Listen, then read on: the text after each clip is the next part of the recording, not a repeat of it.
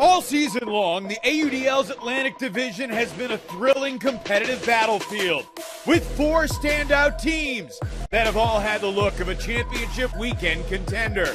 Starting tonight, we'll see those 4 franchises match up in the face of season-defining pressure.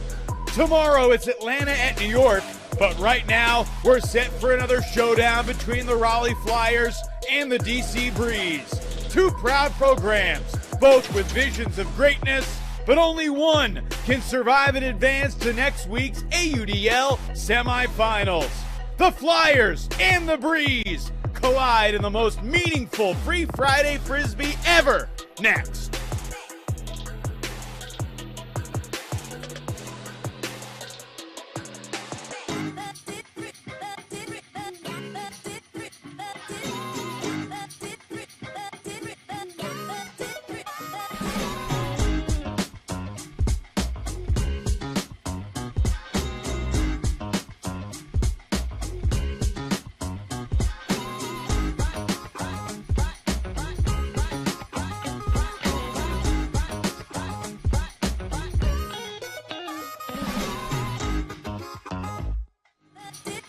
And we welcome you to Washington, D.C. on an absolutely picture-perfect evening for Playoff Ultimate. From Carlini Field, the Raleigh Flyers and the D.C. Breeze meet again with a spot in the Final Four at stake. Only 6 teams still alive in the pursuit of the AUDL title. San Diego and Chicago booked their tickets to our nation's capital last weekend.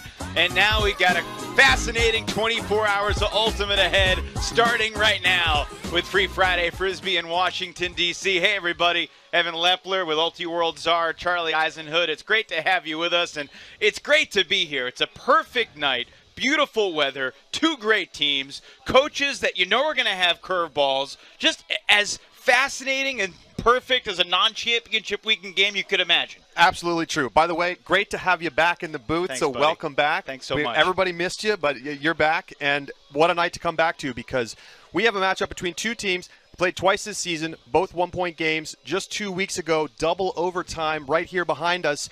An incredible game, maybe the game of the year, and now we get to do it all again with the coaches having spent a week, 2 weeks, looking at this tape, getting ready for the adjustments as both try to get to the championship weekend. DC for the first time, Raleigh for the first time since 2015. And it's hard to say what it is between these 2 teams. Whenever they meet, regardless of the season or the circumstances, the game goes down to the wire. We're certainly hoping for something similar tonight. Alan Laviolette has really taken a huge ownership role in the Flyers offense. What have you noticed most about his performance? Well, it's leadership, number one, but it's also his ability to do different things on the field, right? He is the guy that you don't necessarily think of when you first think of Raleigh. You think of, Eric Taylor or Anders Junks, but it's Alan Laviolette who's getting the work done in the trenches. He's got the big throws. He can get downfield as well, crafty near the end zone, and, he's got the full package. Coming into the season for the DC Breeze, the question mark was Rowan McDonald, their former MVP. What kind of season would he have?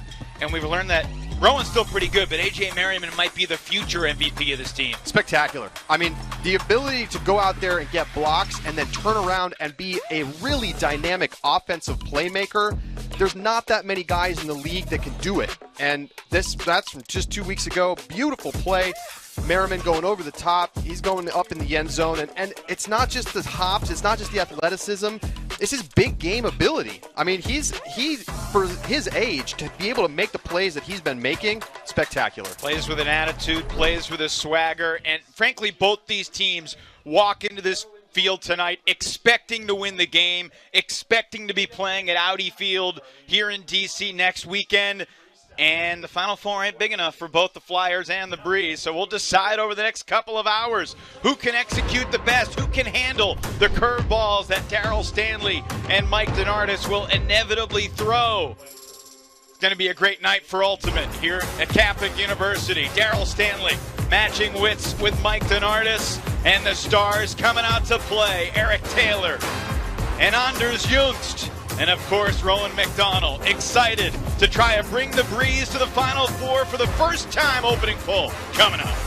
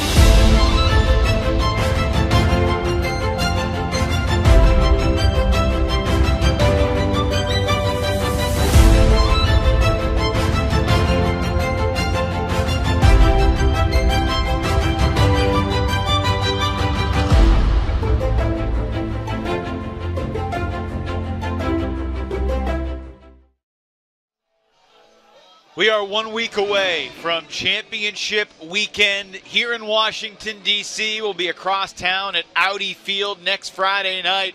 Let's talk about the keys to getting there. They're presented by DraftKings Sportsbook. What you think, Charlie? Well, for the Raleigh Flyers, it's all about coming through in a late game. It's been a problem for this team, historically and this season. And so they've really got to be able to dial it in the fourth quarter and show up and make the plays when it counts. And at times this year, we've seen it in New York, we've seen it against DC. They have not had that. And it's been a problem for the franchise historically in the playoffs. You look at their losses to the Dallas Roughnecks over the years in the South Division.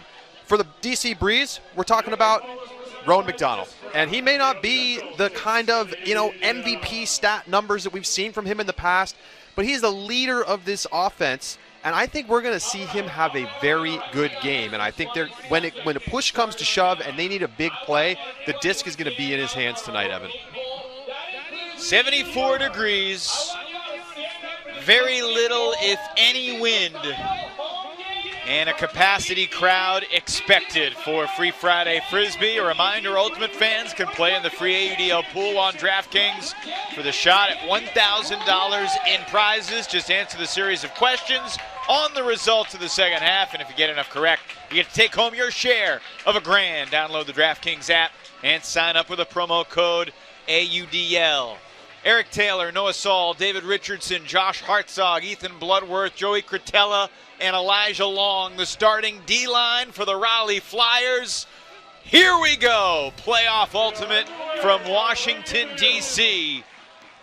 The Flyers and the Breeze. As Charlie said in the open, Raleigh trying to get back to the Final Four for the first time since 2015. D.C. trying to make its first ever appearance at championship weekend. And right off the bat, Charlie, we got Eric Taylor on Rowan McDonald. Josh Hartzog chasing around Johnny Malks. Handler play, really a strength for both teams. Whistle on the play. An early whistle, and it's a pick. So DC will have to move back 10 yards. The DC Breeze have the #1 scoring offense, or the #3 scoring offense in the league. It's Raleigh that's #1. DC is the #1 scoring defense in the league. The Breeze, really from the start of the season to the end of the season, looked like a fantastic, complete team. And what I love about this game is that you throw out the regular season. Obviously, we learned a lot, but it's about playing well tonight. Raleigh can erase their 2 losses with a win tonight. Garrett Braun, marked by Noah Saul, resets for Zach Norbaum. Here's Rowan McDonald into the end zone, and Johnny Malks has it. Rowan McDonald and Johnny Malks, get used to it. Those two played an incredible 2-man game last time these two teams faced off, and we just saw a lot of them on this point. Zach Norbaum back in the lineup. He was not playing 2 weeks ago, but he was looking fresh, and that trio in the backfield is so difficult to stop, and that's one of the reasons that the DC Breeze are at the top of the offensive efficiency charts, 62%. And they're tied with the Raleigh Flyers. Those are the best 2 teams in the league. Zach Norbaum actually missed both Raleigh games this year, so he's going against the Flyers for the first time. And by the way, Johnny Malks was 4 for 4 on that possession to start the game. Johnny is now 124 for 124 passing against Raleigh this season. The Flyers have not gotten a turn from Malks all year long. 2 weeks ago, he had 4 assists and 5 hockey assists. He is the key to this offense. Alan Laviolette shooting it into a double team. Jake Fairfax in the end zone. Denied from behind by Jeremy Hess. So an early huck, which has not been the Flyers' game against DC. Raleigh below 50% conversion rate against the Breeze on hucks this season, and an early timeout call from Darryl Stanley. The Breeze are going to get the offense on the field with a chance for the early break. Well, that's huge. I mean, Darryl Stanley told me before the game that one of their adjustments tonight was to try to get Raleigh to throw more deep balls because they felt that they had the advantage of those situations. We see a 2-on-1 for the defense. That's always going to be a good spot for the D. And then immediately they get to take this timeout, try to get the early break, and get a much better start than they did 2 weeks ago when they went in the hole early and had to fight back through most of the game. Jacob Fairfax was the one member of the Raleigh Flyers lineup that was listed as questionable coming into this game with a hamstring. And this is the type of play that we're used to seeing Fairfax make, even against multiple defenders. Yeah, the throw just hangs up from Laviolette, and Fairfax feels like he had the disc. I think Hess maybe thought he had it too. Let's take a look at it one more time. Who got there first? Oh, it was almost simultaneous, but I think that's the right call. Looked like Hess had it. I think that's the right call. Exactly. I mean, a better throw there, Fairfax is going to make that play. But it hung up, allowed the second defender to get into the space. And what a play by Hess, out of position to go up over the top of the really talented deep receiver in Fairfax. And now the Breeze with an opportunity to really do to the Flyers what Raleigh did to them 2 weeks ago. It was the Flyers that got the early breaks, jumped out, I think 2-0 in the start of the game, and then scored the first 3 goals of the second half, too. Jacques Nissen to the open side for Joe Richards. Up the line, it's McDonald. Underneath for Merrill, and the Breeze offensive flow is sharp early. Taylor picks up McDonald in the red zone. He'll reset for Nissen. Jacques Nissen, just 20 years old, made his AUDL debut in 2019 as an 18-year-old. Couldn't play at the start of that season because he was still 17 until the midway point of the year. But he's had a great second season in the league, and Nissen has the break to make it 2-zip DC. This DC offense is just so patient.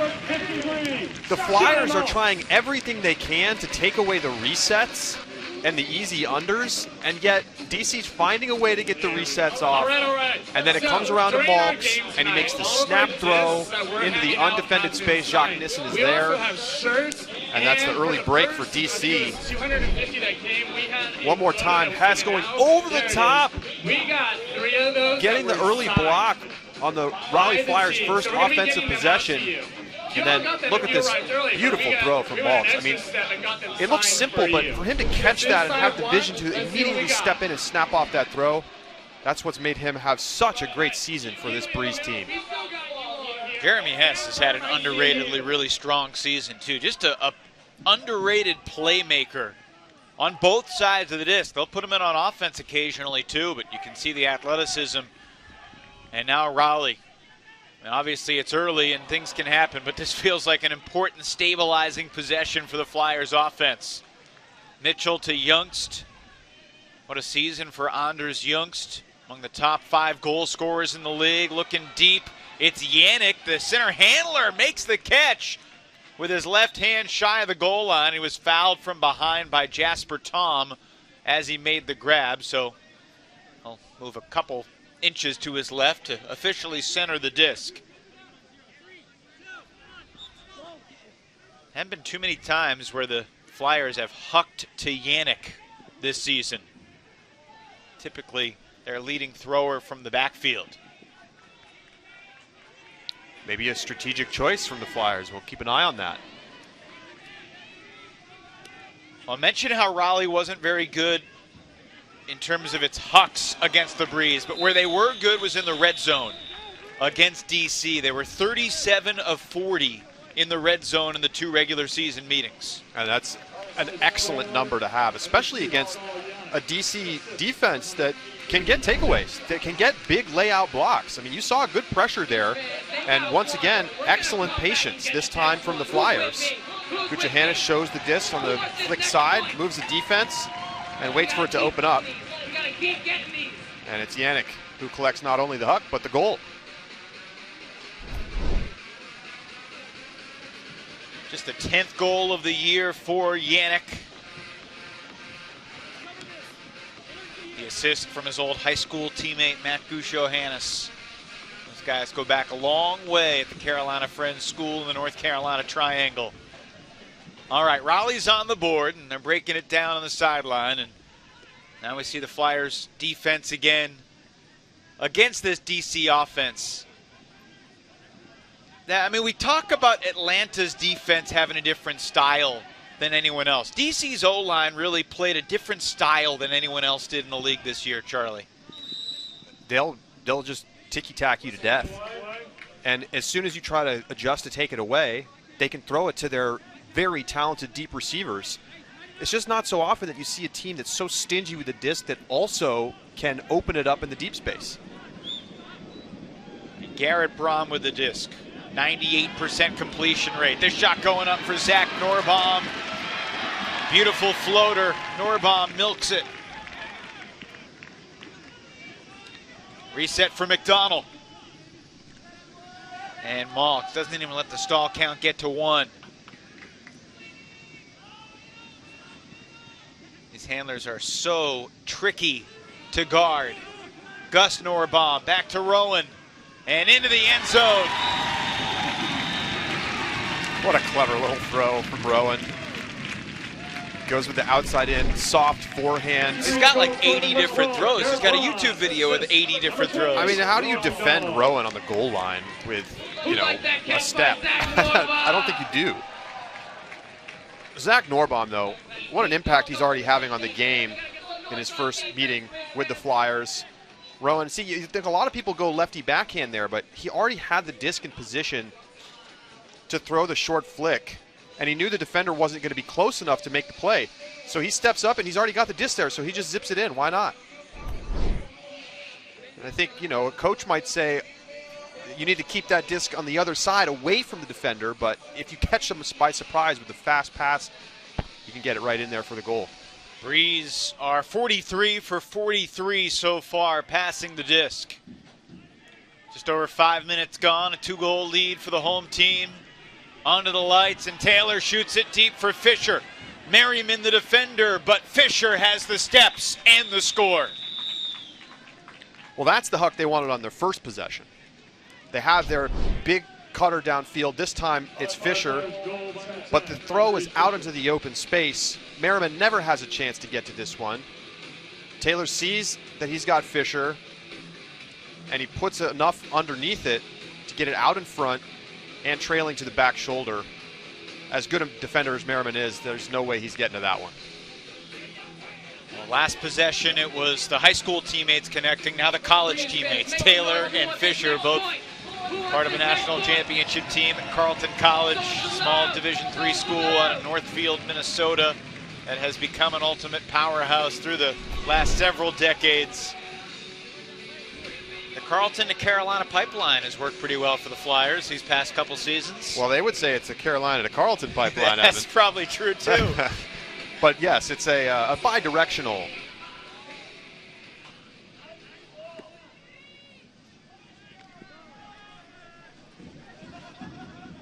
So the Flyers convert on the huck to get back within 1. The Norbaum brothers working together in the backfield. Gus is just 23.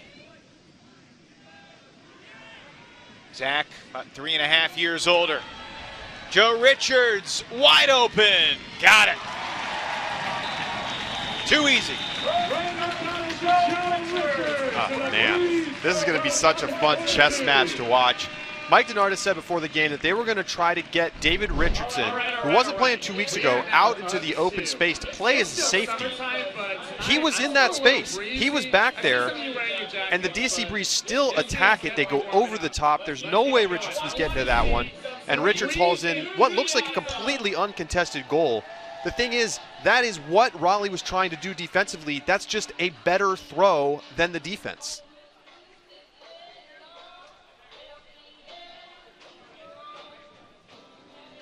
And you know, Richardson's back, Joey Cretella also back, adding some cutter defense to this Raleigh D-line, but they're not getting a lot of pressure so far. Well, Richardson missed the game a couple weeks ago after suffering the spiral fracture on his second metacarpal on his right hand. He's playing with a huge cast on his right hand. If he has to be a receiver tonight, he basically can only throw with his left, so they're hoping he'll catch it in the end zone if he catches it at all.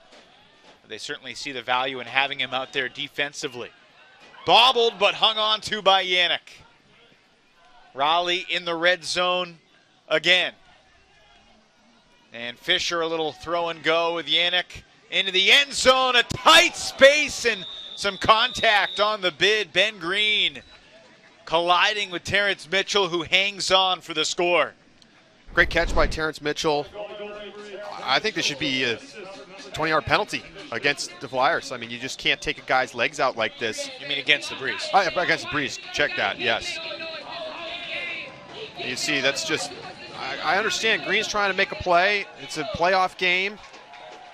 He's a great defender. He can get those blocks clean, but this time he didn't have the space to go for this one. You can see he's on the outside, and he tries to go back across and takes out Mitchell.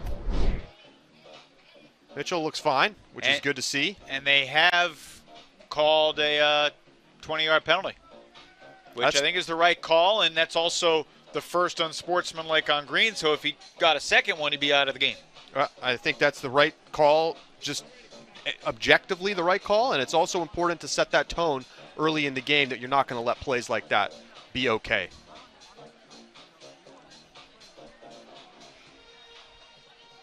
We see Eric Taylor playing both ways a bunch in the early going today. You were saying before we went on the air, Charlie, we got to monitor the points played tonight because the urgency of this game, both coaches will probably tighten up their lines, and we'll see if fatigue is a factor late in the game for some of those superstar players.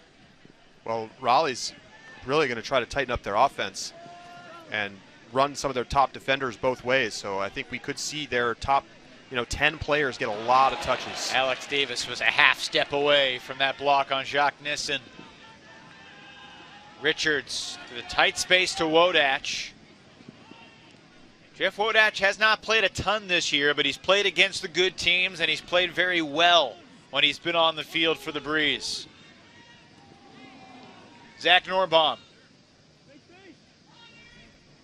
And there's no one there. Wow, just a complete miscommunication. A little too eager, and you saw the DC cutters were dancing a little bit at the front of the stack, just trying to open something up, but I think eventually that just kind of faked out Norbaum, and he threw to the back of the corner of the end zone with nobody there. 58th throw for DC, their first turnover. And the first break chance for Raleigh, and the first timeout called by Mike Donardis. Timeout, Raleigh. 4 minutes remaining in the first. Coaches are usually a little more aggressive in first halves, I think, calling their timeouts. Although last week, I really thought it was going to cost Chicago when Dave Woods used his final timeout of the game late in the third quarter.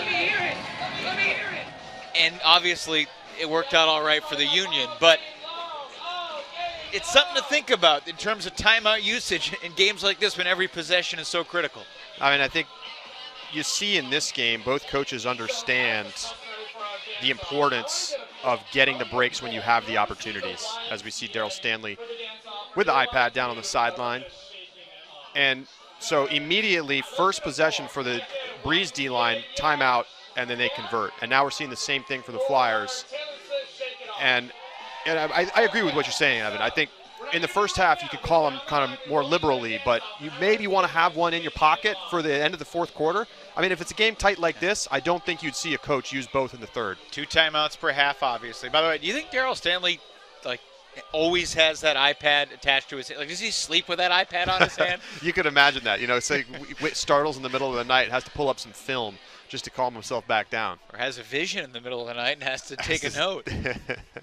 We always forget our dreams, right? You got to remember those. Be ready to log them if you can. All right, Raleigh offense back out there. This is the Flyers' first break chance of the game. Fairfax hits Laviolette. Henry Fisher's going deep. Laviolette throws a deep reset, and it's denied. Laviolette asking for a foul, and David Shields is going to grant it. Wonderful integrity from David Shields, who happens to be celebrating his 27th birthday today. And Shields calls the foul on himself. What a special sport this is. And he called it well after the outcome of the play, and I think that makes it extra impressive. So an integrity rule utilized by one of the Breeze captains, and when the captain makes that type of call too, it sets the standard for the team. Raleigh maintains possession, and we get another whistle, and it's a pick downfield. Steve Kreider is the head referee tonight with Jason Pierce, James Kolinsky, and David Petmecki.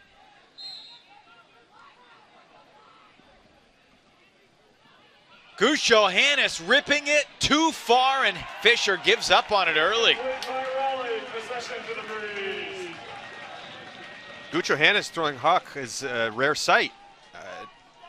Maybe a little bit of a surprise for Fisher, and maybe a bit of a surprise for Gush Johannes as well. Flyers have missed on 2 of their first 3 Hucks. Will Darryl Stanley think about using his second and final timeout of the first half right here? Or is he going to let the D-line go to work? A.J. Merriman has been so tremendous offensively after return. So is Jasper Tom in a tight space throw, but Luke Rafus, who's one of the heroes of the double overtime win here 2 weeks ago, keeping possession alive. Here's Hess. Looking for a cutter. Ben Green. Funny, this feels like a break for DC, but it would just be an offensive hold after the Zach Norbaum turn earlier in the point. Raleigh took a timeout to get the O-line out there. Certainly the longest point of the game from a time standpoint by a long shot. Well, you know why? Look into the end zone. Bergeron has it. Reese Bergeron hauls in the score for the Breeze. This D-line they're so tough to deal with, because after they get a block, and talk about a block, Reese Bergeron getting one of the blocks of the year 2 weeks ago, they have the firepower to be an offensive unit. Reese Bergeron is a dangerous deep cutter. A.J. Merriman is a dangerous deep cutter. Here we see the throwaway from Norbaum. I think maybe he was looking to Wodach to make a cut into that corner, wasn't there.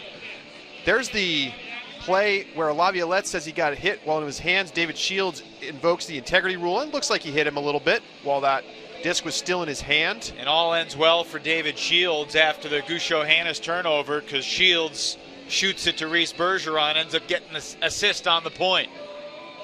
And just great patience from this DC D-line, and then Reese Bergeron with steps against a smaller defender. Great play. And the big thing about that point, Evan, the Raleigh offensive unit was out there getting tired, having to play defense, and now you go right back out for an O-point. Well, they've actually put in most of the D-line. Eric Taylor's back out there, but it's Seth Weaver, Elijah Long, Noah Saul, Joey Cretella with Bloodworth and Russell. Raleigh's felt pretty comfortable this year when Seth Weaver and Elijah Long and Noah Saul have been quarterbacking this D-line. Noah Saul's going deep right now, coming back under. Bloodworth, oh, what a acceleration to keep possession alive. Will greatness be conserved? No, Eric Taylor is there, and Bloodworth with the assist after the huge layout on a throw that looked like was going to elude him initially. That's a big play, and a great job from the Raleigh D-line. Bloodworth laying out with 2 hands, curing, and the ability to make a play like that and then step up and deliver a clean, high-quality throw, crucial. And Eric Taylor able to come down with 2 hands. Odds are pretty good it's going to be a Carleton connection when there's a score for Raleigh, but here's another one, Bloodworth and Taylor. And a little kick-tap spike. There's the cast on D-Rich's arm. It's a hard cast underneath. There's some plexiglass in there, so he's got the big padding wrapped around it. I felt it before the game. It's pretty bulky. Yeah, it's pretty intimidating for your big deep defender to have this giant club on your arm too. Final minute of the first. Breeze have the only break thus far. Raleigh had a break chance but could not convert. Time management, so important in these situations, Charlie. That looked like a pick, and a little bit of a delayed whistle. The clock stops on the whistle, 18 seconds. Well, I think the near side referee thought that was going to get called by the trailing ref. Didn't call it, so he called it himself. Clock starts in the release. Norbaum for Malks. Raleigh will receive to start the second. Will they be down by 1 or 2? 5 seconds for Zach Norbaum. McDonald has to go to the end zone. A blading flick into traffic is deflected and caught! Joe Richards with a miraculous score to close the quarter. He is always in the right place at the right time in the end zone. How does he come up with this? How does this throw work? This looks like a certain turnover. It's tipped perfectly to Richards, who trails the play, and he hardly reacts. Oh, yeah.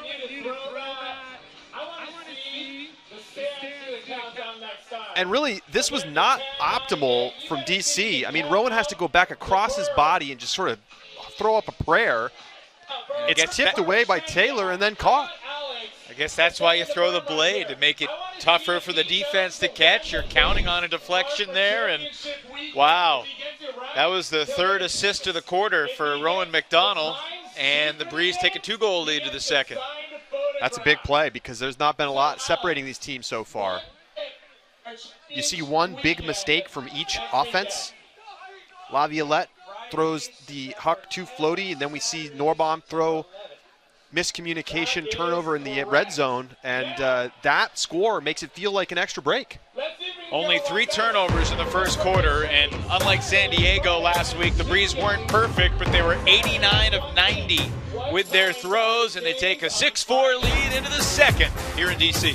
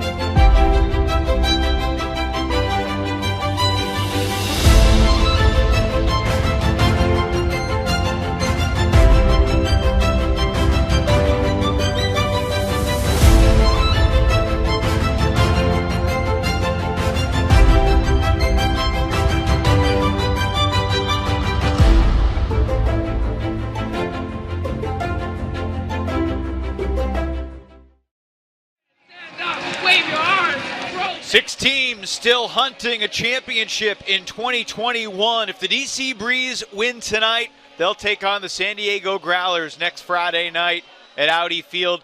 If the Flyers win tonight, they'll take on the Chicago Union, because the Union is the higher seed between the West and Central winner. The Union will take on the lowest remaining seed from this weekend. So if DC wins, they'll get San Diego, and that would be the nightcap under the lights at Audi, 7 o'clock next Friday night.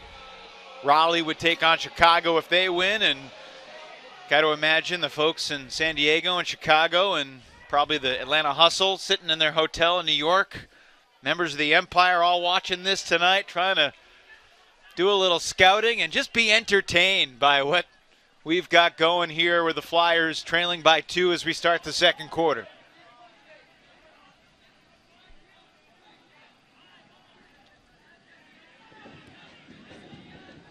Saul Yannick into a tight space. Gusho Hannes downfield for Laviolette. No Eric Taylor this point. Anders Young's very quiet in the first and unable to track that one down. So the DC defensive adjustment that you mentioned, trying to compel more Flyers hucks. all 3 Raleigh turnovers have been on errant deep shots. That has not been a super strength for the team, so you can understand why Daryl Stanley and the DC coaching staff would want to try to get them to throw those. We have a whistle and a timeout here from DC, so they're trying to go 2 for 2 on these timeouts. And look, that's an open cutter. Anders Jungst was all alone, and again, it's just a missed throw.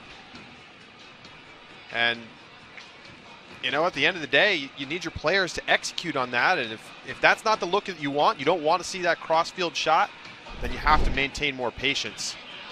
See it one more time. I mean, the space is completely wide open, and Anders is fast, but he's not that fast. A little frustration from Raleigh. Anders Jungst only 4 touches so far in the game. Finished 3rd in the entire league in plus-minus behind the New York Grey Duck duo, Ben Yott and Ryan Osgar. Jungst also 4th in the league, goals scored with 48 goals. That's the 2nd turnover for Alan Laviolette, both on mistakes on hucks. Only the 4th turnover of the game so far. Raleigh's had 3 of them. Malks will initiate possession. He is still perfect against the Flyers. 134 throws, 134 completions against Raleigh. It's funny because Johnny was, you know, the unanimous mid-season MVP, according to certain AUDL pundits. And then had a 3-4 game stretch where his numbers dipped a good bit, but the last 2 games he's picked it back up. He had 7 assists down in Tampa Bay last weekend as the Breeze officially clinched the #1 seed with a 12-goal win over the Cannons. Wodach squeezes through a tough inside flick for Nissen.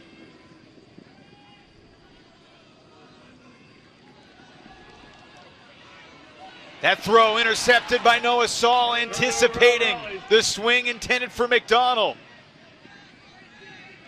Again, this is a Raleigh point, and it's Garrett Braun with a back check of a block.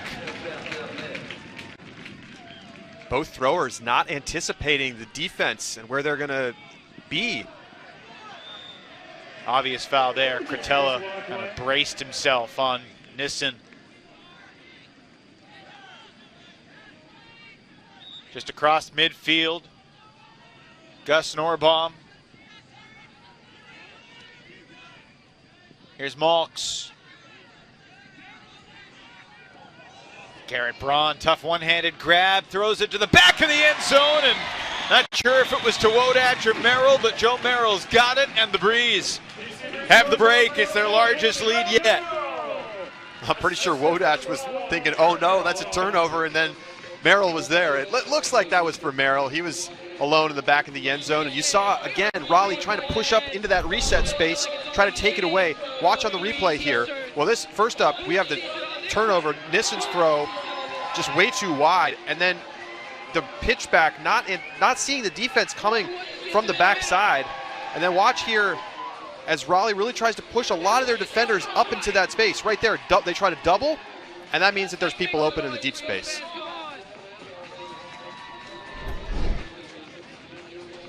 So the second break for the Breeze and 3 chances.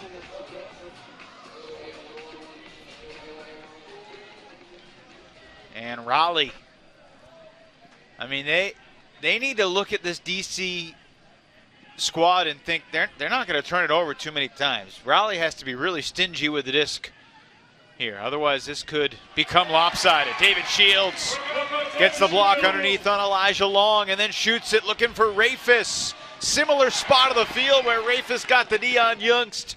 Rafis wins the battle again. Reese Bergeron. Oh, goodness! Putting Fisher in the spin cycle to find A.J. Merriman for the score. Wow, wow, wow. Raleigh has been punched in the mouth. And this is danger territory. You just said it, Evan. They got to be stingy. And as soon as you say it, we see this throw from Anders Jukes just way too shallow, easily knocked away after Rafus makes the catch, just dumps it back to Bergeron. And then look at this throw. Fisher's basically in that space, but he never sees the disc, and AJ Merriman just goes right around him and takes it away. Wow. DC Breeze dominating the matchup so far here in this first Atlantic playoff game. And all season long, whenever DC has taken the field, they've played with such purpose on both sides of the disc. Offensively, their D-line after a turn, they just play together. They move as one. Their fundamentals are excellent. And that's what Raleigh's experiencing right now. Daryl Stanley said that one of the reasons he felt like they got off to a slow start at the beginning of last game is that their warm-up and their preparation for the game was not good enough. So they really took their time to go through all of the things that they wanted to do, throwing, scrimmage. They looked very sharp in warm-ups, and that's clearly translated here in this first half.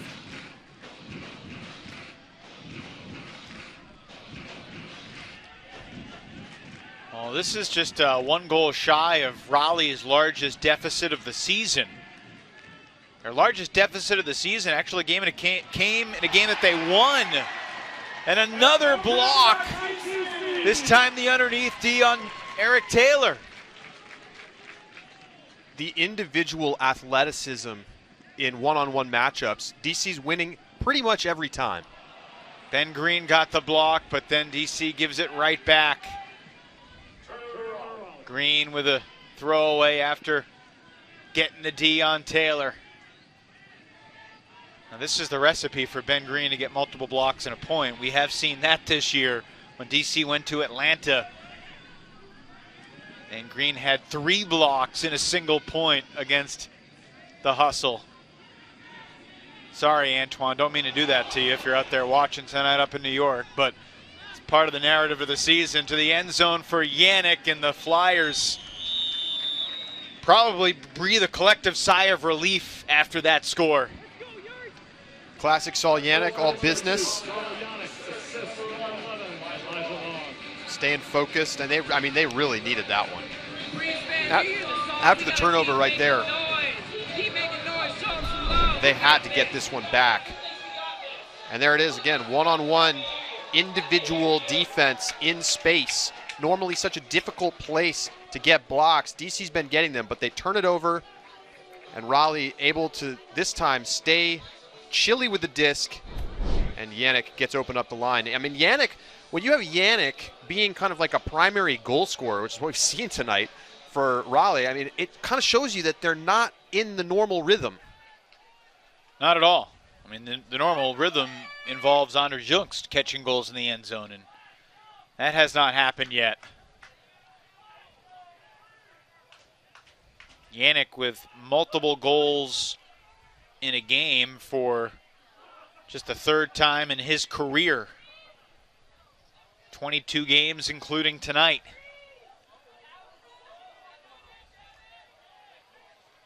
Johnny Malks lets a rip. Joe Merrill outread by Alex Davis.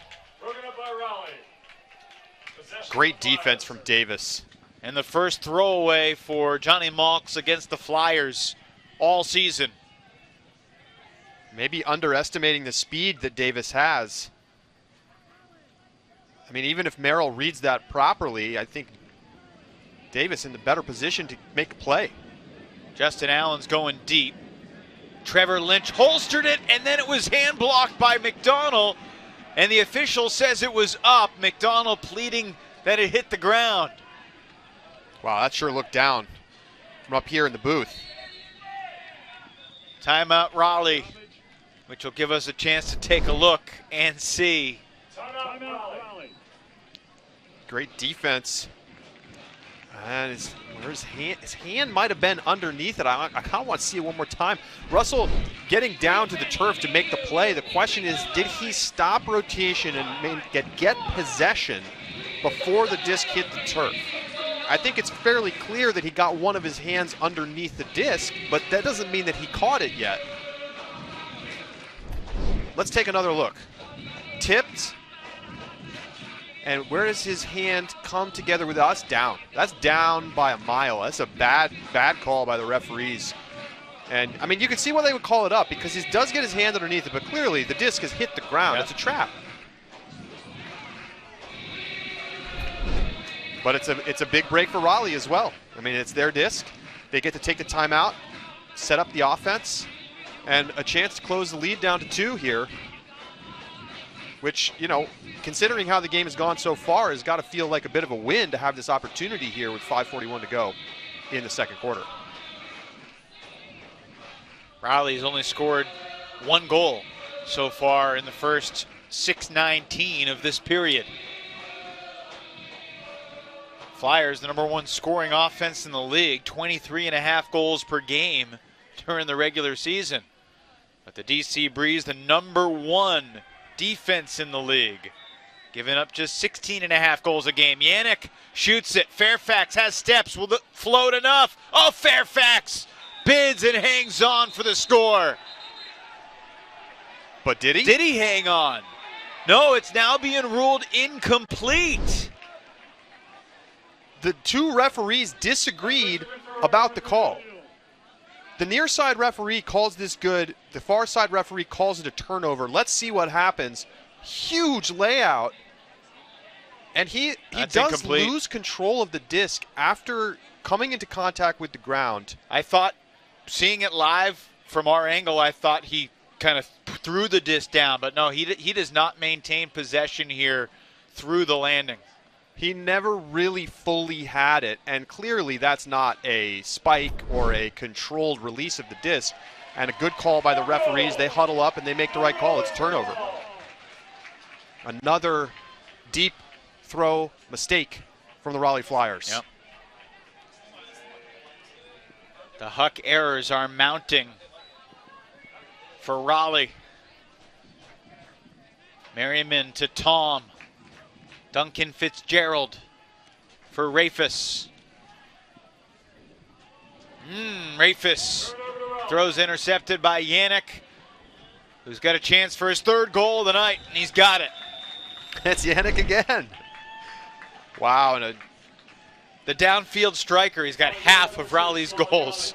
big mistake here. Rafis, you know, not a handler, kind of gets put into sideline pressure. It's a little scrambly in the backfield. Good reset defense from Raleigh, and they get a fairly easy takeaway. Yannick ultimately gets the catch block. We'll get credit for the interception. And then Gucho Hannes, just a little easy 2-man game scuba out of the open space, and Yannick's got a smile on his face before he's even caught it. Back to a 2-goal game. Daniel Cohen, who writes for the AUDL.com and does a great job putting out all sorts of great content, he had a great note in his preview on the AUDL.com for this game. The Flyers, one of just 2 teams in the entire league that had no games this year with 20 or more turnovers. Under 20 turnovers in every game. And Charlie, I could give you 8 guesses and you probably wouldn't guess who the other team is. It took me a while to figure it out. It's the Boston Glory. Oh, wow. They're the only other team in the league, along with Raleigh, that didn't have any games. It doesn't shock me. It's a good, very good offensive team. But your mind would have went to D.C. sure. or New York. Sure. Or I wouldn't have guessed them first.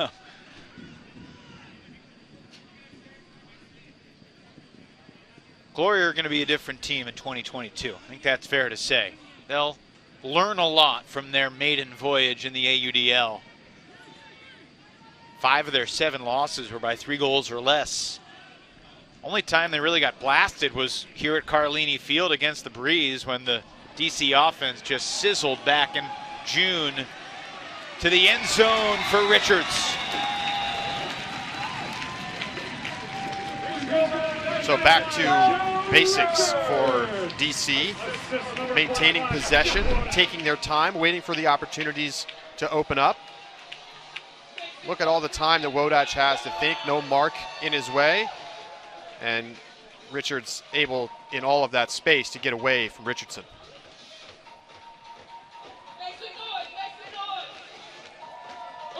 And that break throw from Garrett Braun, I mean, you don't necessarily talk about the break throws that much, but this DC team, they will all throw that inside break. We saw Jeff Wodach throw a really tight window inside break earlier.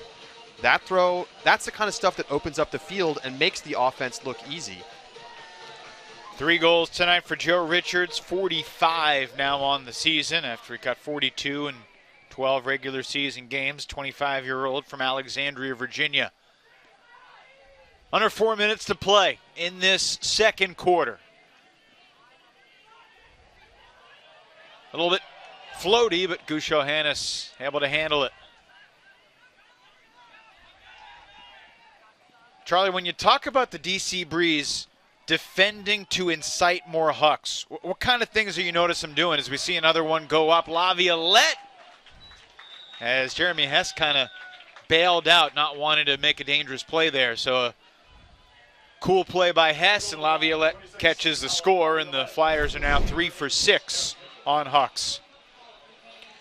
Well, I think, what are they doing? Well, they're forcing players out. You know, let's notice they're behind Laviolette here. They're not sitting back behind the way we're seeing David Richardson sit behind the DC cutters. They're playing underneath and trying to challenge those underblocks, which they've been getting. And they're saying, go ahead and take the shots deep. We're giving you that option.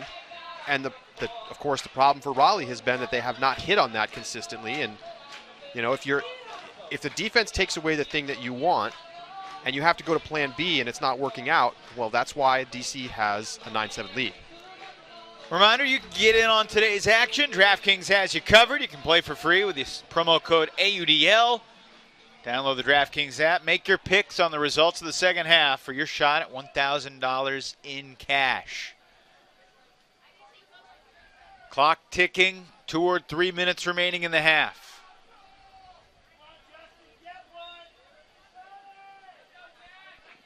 Malk surveys the field.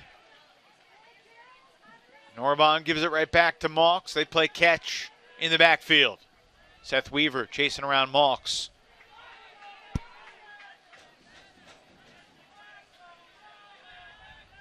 If the Raleigh Flyers win this game, it'll be a revenge game for Seth Weaver, as he'd go against his old team. Flyers would meet up with their old friend Nate Goff as well with Chicago. Really strong player in North Carolina for several years. Impossible Scuba denied by Cretella. Incredible reset defense from Raleigh that entire point, and it finally resulted in a forced throwaway. So second throwaway from Johnny Malks.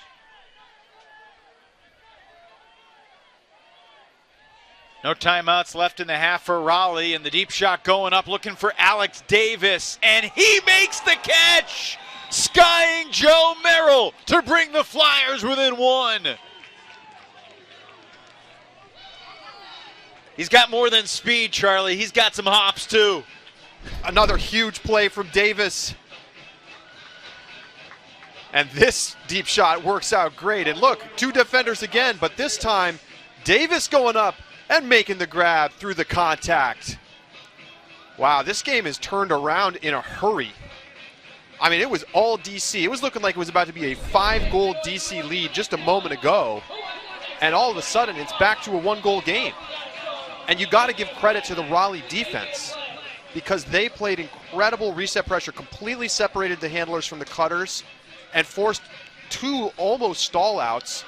And ultimately, Malks had to go to a very difficult Scuba right into the defense. Grayson Sanner throwing that 47-yard assist to Alex Davis. Sanner was just activated about 45 minutes before the game when Mike DeNardis made the decision, or at least publicized the decision, that Matt McKnight was not going to play tonight, taking the youngster out of the lineup and inserting Sanner, and well, so far it's paid off.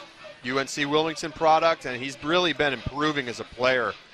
And he's had a really good 2021 so far. Not surprised to see him get added, even if there's maybe a little gamesmanship going on with the late decision to put him in. But it pays off on that one. And now it's DC that has to have some answers. What are they going to do as their cutters got completely just put onto an island away from their handler set, and it caused some big issues on that point for the Breeze O-line. May have started the clock a split second or two too soon. Mike DeNardis talking about the clock. Currently showing 147, and appears we're good to go. Raleigh has scored 4 of the last 5 goals on a 4-1 rally.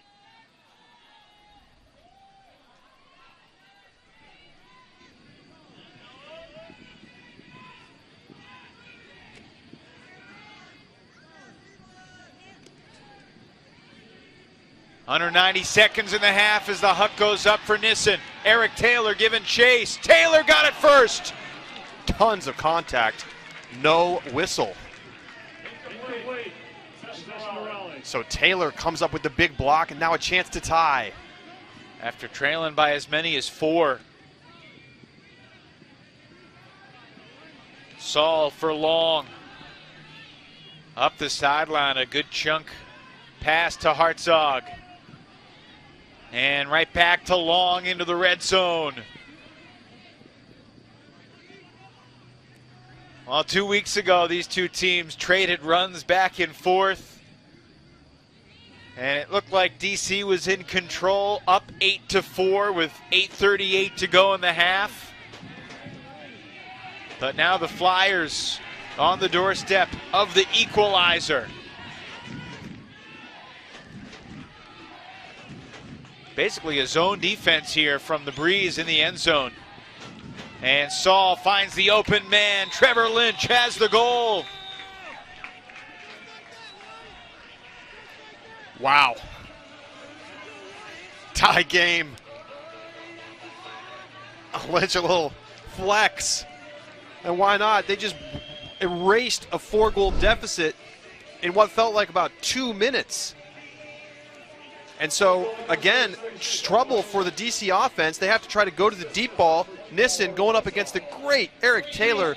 And Taylor gets the block over the back. No whistle from the ref for the contact. And then going back the other direction.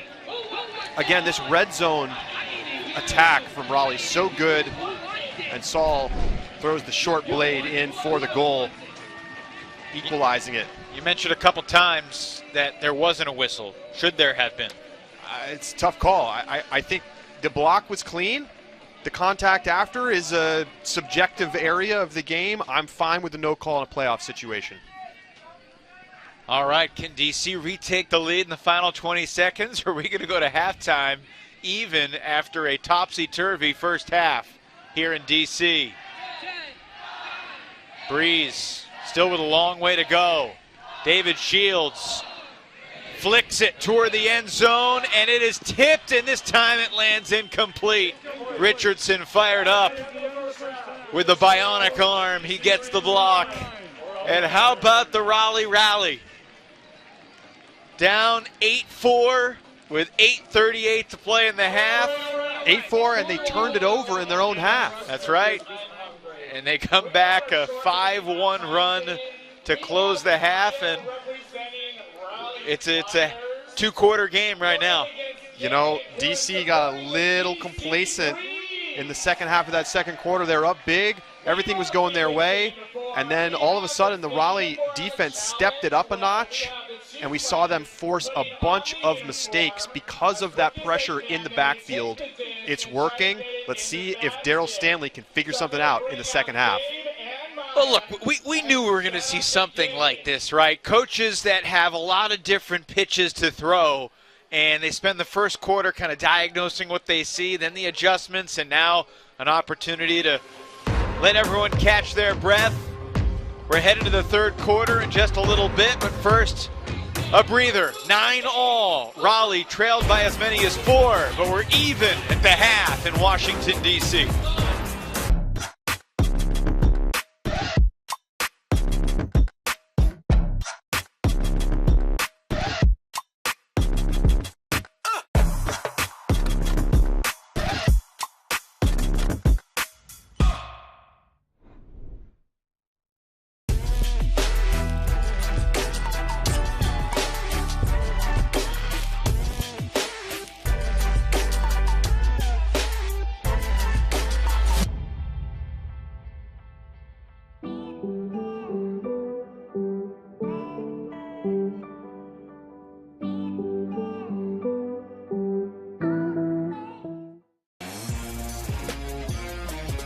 They say there's no such thing as a free lunch, but there is at DraftKings. You can compete for thousands in prizes in our free-to-play pools without spending a dime.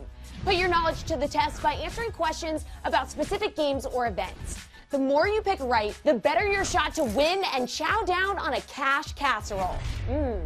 Casserole.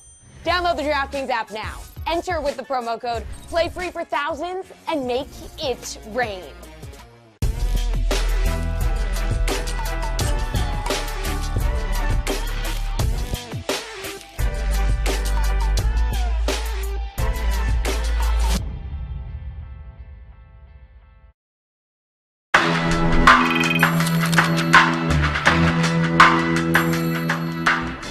Welcome to another edition of Lepler's Locks presented by DraftKings. Tune in this Friday night for our final Free Friday Frisbee Showcase of the season live on the DraftKings Dream stream.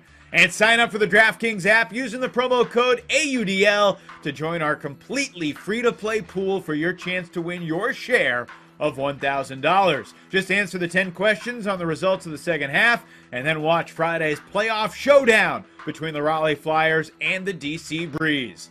And of course, if you live in a state where it's legal to do so, you can wager on this weekend's playoff action on the DraftKings Sportsbook.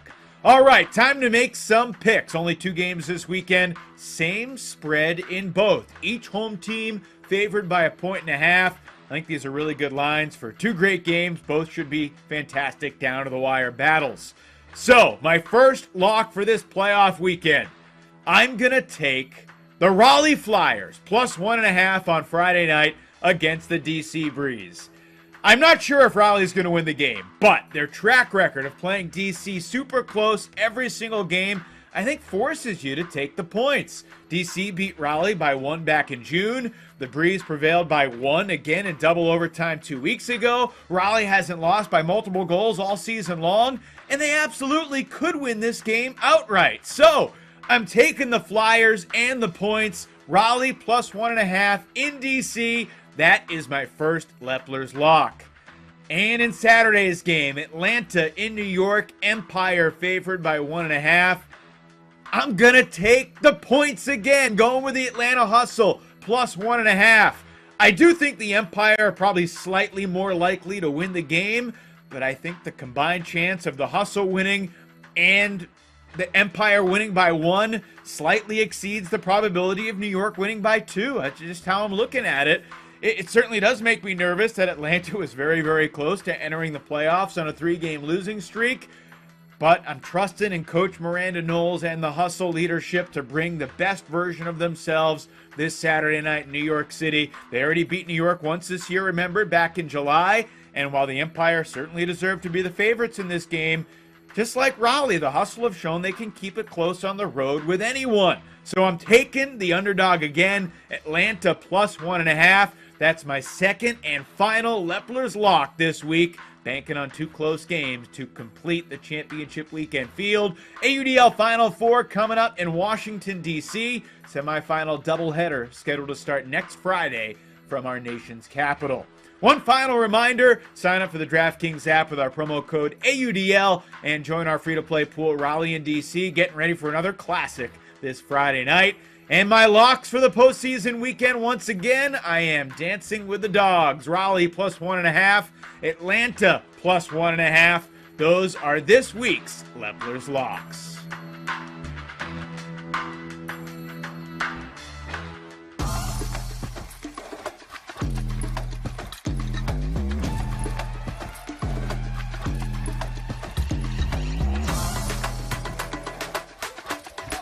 Working hard for this reset. Charlie McCutcheon was there. It was almost like he had his paw on it too, but Pavel picked it inside throw. Jack Shanahan sticks it. Awesome. That break from Pat Freilich. Well, we know these players are capable of releasing crafty, sharp inside breaks. Here on the south side of Chicago.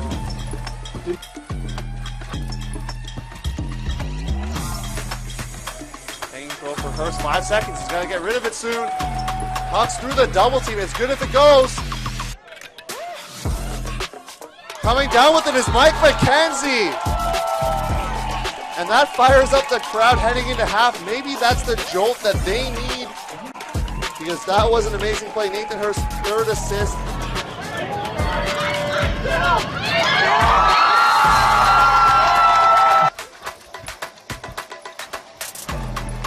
Giannis continuing to quarterback, and he throws into a poach.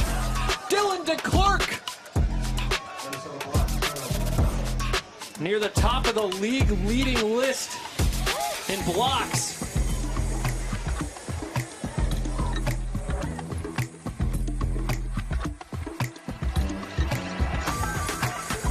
Giannis back out on the field for Chicago. Shanahan ripping deep. Keegan North is all alone in that front corner of the end zone. Fantastic throw from Jack Shanahan. 13, Keegan North. Now that is about as beautiful as they come.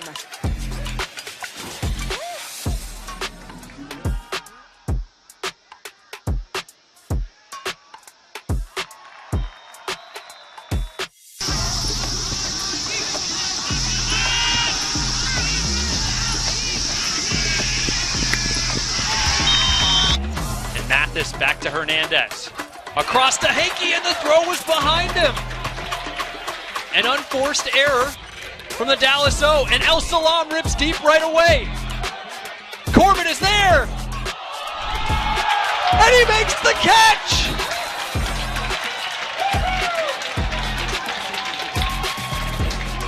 Hunter Corbett undeterred by the pressure and the hand on the disc by Matt Jackson. And San Diego's got another break here in this first quarter. I mean, that was a fantastic last-ditch effort from Jackson. But Corbett able to put in just a little more effort. He's making an impact as usual, and there's a turnover. It looks like Ryan Oscar, maybe a miscommunication with Ben. He cut up the field, it looked like, and the disc wasn't there. Yeah, he was expecting a cut in. Here's a deep throw looking for Ray Tetro. Williams knocks it out of there.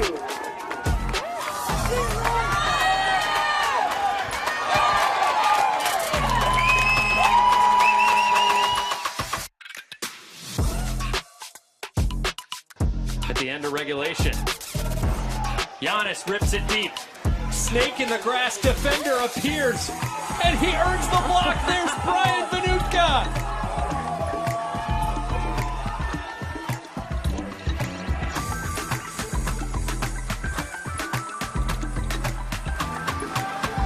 Couple of offensive mainstays crossing over here for Chicago on this Union D point. Paul Arter's pulling, Ross Barker crossing over, Keegan North crossing over as well. This is as close to a universe point line as we'll see, and Josh McClain's hook is blocked. Drew Swanson resets to Arter's in the red zone. Chicago for the tie. It's good. Big point of 3:07 scored by Vaughn. Over to this Roughnecks team this season. Goose Helton shoots deep for San Diego. A crossfield shot. Travis Dunn is there. It's got help from the wind, and it's into his hands. That was a beauty of a push from Jonathan Goose Helton. I mean, look at how quickly he turns around, recognizes that Dunn has steps on his defender, and the shape of that throw intended for Dunn's hands exclusively. And with that put, Jonathan Goose Helton moves into first place all time on the AUDL's assist leaderboard.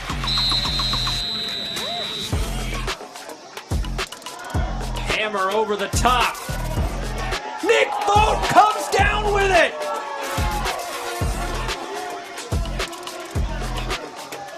Nick Vogt just earned himself a customized poster board.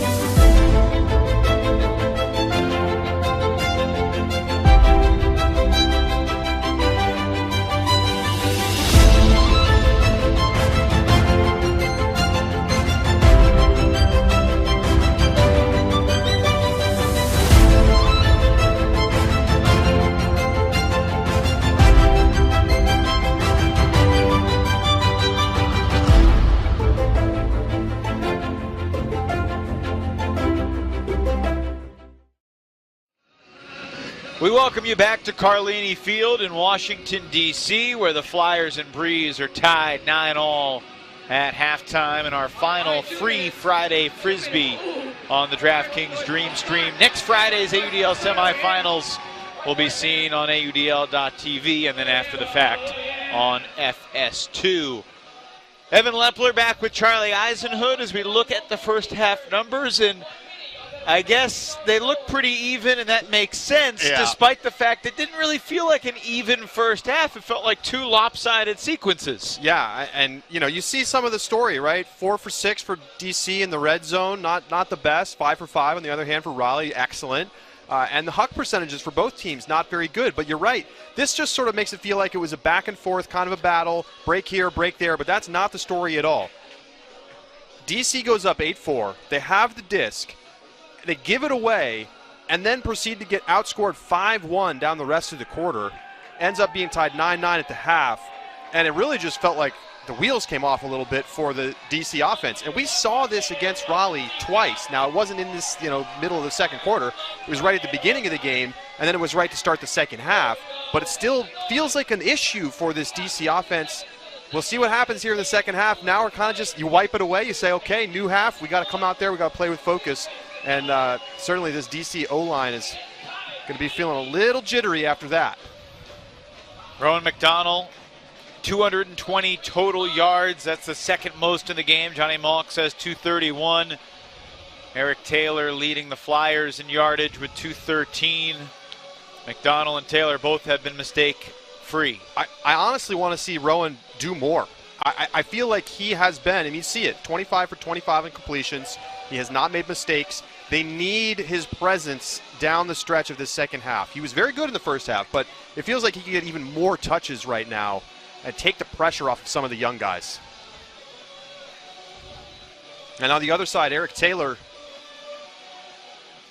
getting it done on multiple facets. We saw him with that excellent deep block. He's been able to get down the field. He's been able to throw assists. Charlie, 6 O points played, 5 D points played in the first half for Taylor. And it shows off his versatility. I mean, he can really offer you valuable points. And he's a great puller, right? We see him out here pulling. And I think we're going to see a lot more of him in the second half. McDonald catches the pull, and here we go in the third. There's something cruel about the loser of tonight's game having to wait till next spring to play again as a team, because these are two teams worthy of the Final Four. Deep shot goes up to a wide open Jeff Wodash, and Garrett Braun has the assist. Well, some veterans. Some veterans doing the heavy lifting on that point. And it's Rowan catching the pull. And then we see the young guys getting some touches, but it comes downfield to Braun. And then he's able to throw it out to Wodash. And Wodash is the sneaky player on this O-line because he's not the big, obvious deep threat anymore. He once was. But now he's more of the make everybody else have the good organization. Be the leader. Be the voice of calm. But he can also sneak away from you and still score goals. For a guy who has as big a role as Wodash does, it's interesting to see the Breeze offense without him. But for most of their big games this year, I mean, they had Wodash. He only played 5 games during the season, but there were the 2 New York games at Atlanta and home against Boston and Raleigh. And he had really good numbers when he was on the field. All right, is this going to be a more conventional where the two teams trade punches, or is it going to be like 2 weeks ago where there was a 3-0 run to start the third quarter? It was the Raleigh Flyers that did it 13 days ago. It's more fun being in the booth than in the hotel room watching, even though you did a great job 13 days ago, Charlie. Young's back to Fisher, and now Gusho Hannes. Charlie, I kind of think this game's going to come down to the Raleigh offense. And can they play mistake-free? Because they were shaky at times in the first half in a bunch of ways, but a smooth start, albeit a bit of a clunky finish. But Laviolette on that near sideline catches the score to tie it up 10-all. I mean, I think obviously one of the adjustments that we've really seen from Raleigh's offense is that they've just stopped throwing it away deep. I mean, that was really the thing that hurt them early in the game, that put them into that 4-goal hole. And now we're seeing more DC-style dink and dunk attack. You know, they're just taking the easy unders, coming back to the inside break, and then Yannick threw probably a foul. And you see there was a hand up there. And Laviolette gets into the end zone. And that's the thing, this Raleigh team, when they put their heads to it, they can possess the disc and not turn it over just as well as DC. That was the 30th assist of the season for Saul Yannick. Had 3 goals and a block in the first half, but his first assist of the night. A couple goals for Alan Laviolette. Malks initiates to McDonald.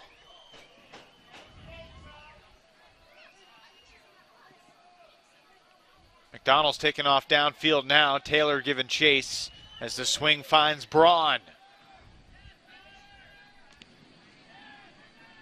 Tomorrow night in New York, the Empire and the Hustle to determine the final championship weekend ticket.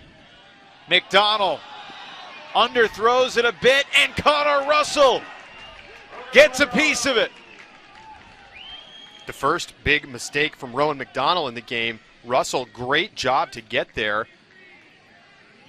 He's the bigger player in the matchup, but still had to make up a bunch of ground to go up and really get that at its peak. And now a huge opportunity and a question, do you take the timeout here if you're Mike DeNardis? He's standing right next to the official with his hands on his knees. You see him just to the right of midfield. DeNardis goes into a kneel as the Flyers D-line working it decently well down the field. It certainly helps to have Taylor out there. Here's Weaver to Long. After the Russell block, Raleigh looking for its first lead of the night. And Weaver is in! Mike DeNardis is pumped up. His D-line just got the job done. 80 yards up the field. Didn't have to use the timeout. That is enormous. And it's Raleigh's lead. Raleigh was down 2-0 in the opening moments. They trailed the entire first half, and now the Breeze are the team with their backs against the wall. And just an uncharacteristic poor throw from McDonald. I mean, he really left that one probably 10 yards short. And the Raleigh D-line attacking. Never really having to do anything too fancy and sneaking into the end zone. Wow. Long and Weaver, their first year playing together, have really become a dynamic duo, handling the disc for the Flyers D-line. And now Noah Saul rolls the pull out of bounds. Have not seen much of this tonight. There is literally no wind.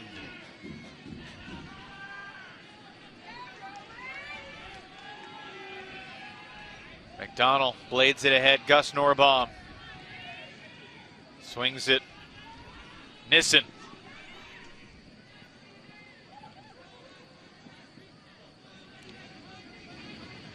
One thing about this DC team, I said it in the first half, Charlie, they play with purpose.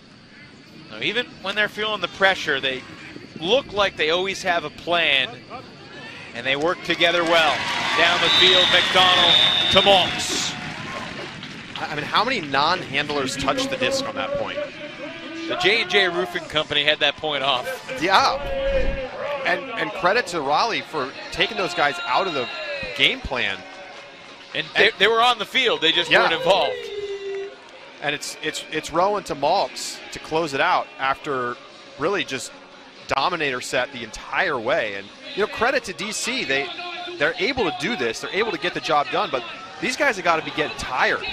I mean, that's a lot of effort to do all those upline cuts. And look at Rowan, looks exhausted. Well, of course, he had a relatively quiet start to the season. did not play much Ultimate during the majority of the pandemic. Was living with his brother in rural Maine.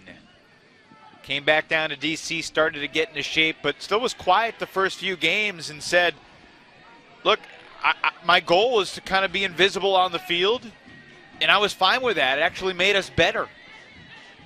With Malks and Norbaum and Braun and Nissen doing the majority of the heavy lifting.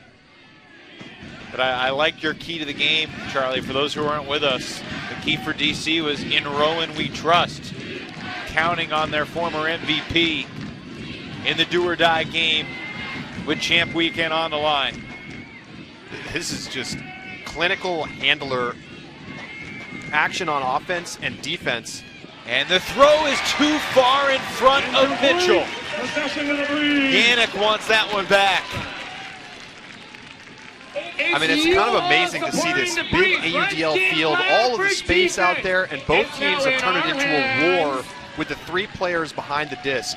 Duncan Fitzgerald sets it into motion for this DC D-line. Sarah Call. Looks like the Breeze are going to maintain possession. He's lucky to get the call here. Officials are going to come together. Houston Parks hasn't touched the disc much this year.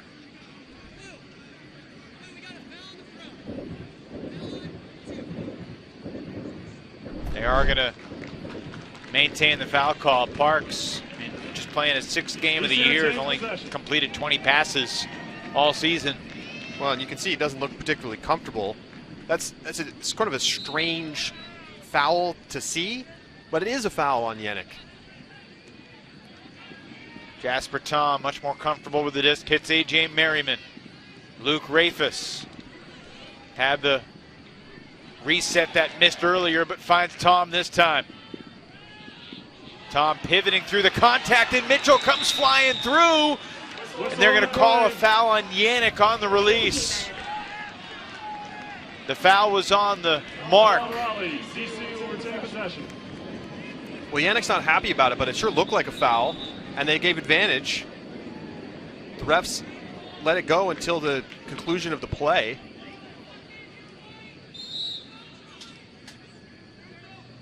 But Yannick creating contact on those arounds.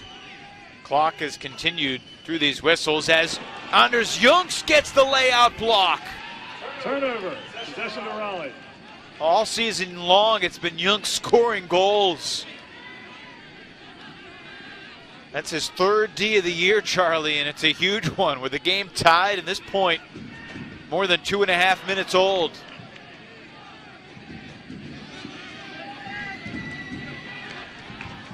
Laviolette looking for Mitchell. Merriman chasing. Mitchell's got it. And one. Terrence Mitchell. Man, the composure, knowing he's got Merriman on his back, to go up and make that play, make it with the right hand, hold off the defender, and jog to the sideline. I mean, Terrence has been making this play since A.J. Merriman was in elementary school. He has been doing it a long time. There's turnover. Parks kind of throws the awkward around. Yannick doesn't like the call. Then the bump. Tom on the throw, hand goes up. That's the advantage play. And then boom, Anders Junks blows up the under. That throw needs to go to the outside shoulder, and it was on the inside. Great play by Junks. And then just out into space. Mitchell has steps, has position, goes up with the right hand. Good effort from Merriman, but Mitchell too good. Fun matchup. Would not mind seeing more of that. DC down 1 with possession, under 5 to play in the 3rd. Will the Breeze get to play championship weekend at home and take the field next Friday night at Audi Field? Or will the Raleigh Flyers spoil DC's potential home field party? The officials are going to converge again for a brief conference.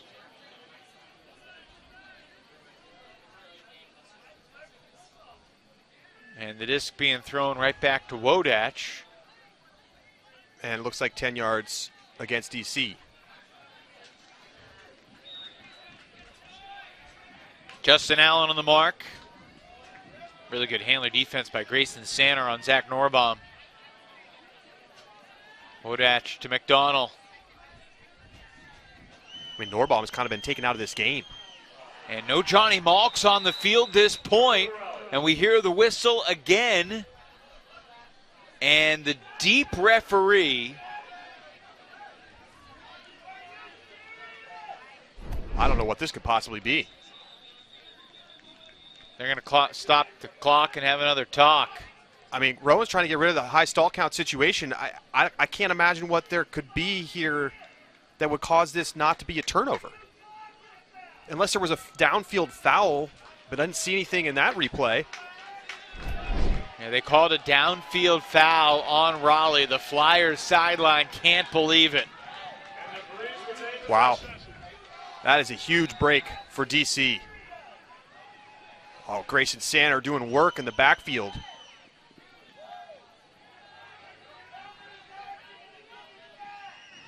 Richards to Merrill. Back to Rowan. Richards, oh, that was a tight space, and then Wodach shoots it for Merrill to tie the game at 12. Flyers still behind the play, arguing with the official. And this is danger time for Raleigh again, because you can't let these calls take you out of your headspace. You can't start arguing the referees. It's over. The score happened. DC got away with one there. Let's be honest. They got away with one. I mean, we didn't see the downfield foul. But here our we're going to see crew it. might have caught it. Against Jock Nissen. Maybe saying there was a grab of the jersey. I thought it might have been deeper on David Richardson, but he's not in the picture. Tough break for the Flyers, but as you said, they can't allow that play to impact the next one. And, well, already the next point's going to be impacted because I think an unsportsmanlike was called on the Flyers. They're retreating to the back of their end zone. I mean, you see the O-line here for DC, you know, they got a hold, but it didn't feel very good. It's not a smooth, it hasn't been smooth offense for them since midway through the second quarter. And it's a big opportunity here because DC's D-line is what really did a lot of the damage in the first half. If they can get it going again, give that offense time to rest, and then come back out and try to close out the game. 3.5 to go here in the third. What a great pull by Jeremy Hess to keep it in bounds, and Yannick plays it from about 3 yards shy of the back of the end zone.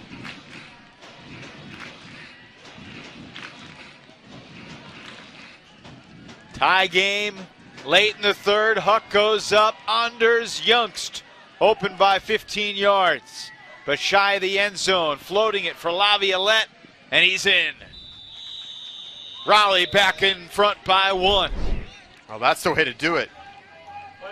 Raleigh offense sits on the sideline for 4 or 5 minutes, comes back out, and makes it look really easy. Anders Youngst just way uncovered. I mean, you said 15 yards, could have been more. I mean, just completely blows by everybody and then able to just flip it out in the breakaway, and Laviolette jumps it into the end zone.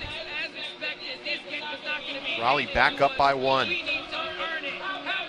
Anders Youngst still has not scored a goal tonight. Picks up the assist there. He's had a goal in every single game this season. Finished 4th in the league with 48 goals. Still looking for number 1 tonight. He was one of 5 players in the Flyers to play in all 12 games. One of those 5 players to play in every game was Matt McKnight. He was deactivated shortly before the game today. Eerily reminiscent of a guy that you may or may not remember, Charlie, Michael Zoe. Everybody called him Jenga. He was the only member of the Flyers to play every single game in their first season, 2015. He was deactivated for the semifinals in San Jose at championship weekend against the Madison Radicals. I remember talking to him about it after the game. He was like, look, I trust Coach DeNardis. He made the decision.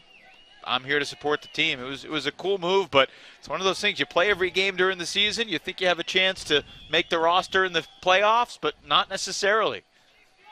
Well, roles become a little bit more important, and we see a call here, and it looks like Taylor's trying to overturn. The referees have had to have a lot of conferences tonight because they don't seem like they're on the same page. Saul Yannick is marching up and down the sideline, but yapping. You think about Raleigh, they tighten up the O-line. What does that mean? That means you're going to have somebody out of the rotation. You want somebody to go in and play defense. It was Grayson Sander who got activated, and look what Sander's been able to do defensively. He's been a really good handler defender. That was a near turnover there, but Nissen hangs on, gets it to Wodach. Into the break lane for McDonald. Over the crowd, Wodach.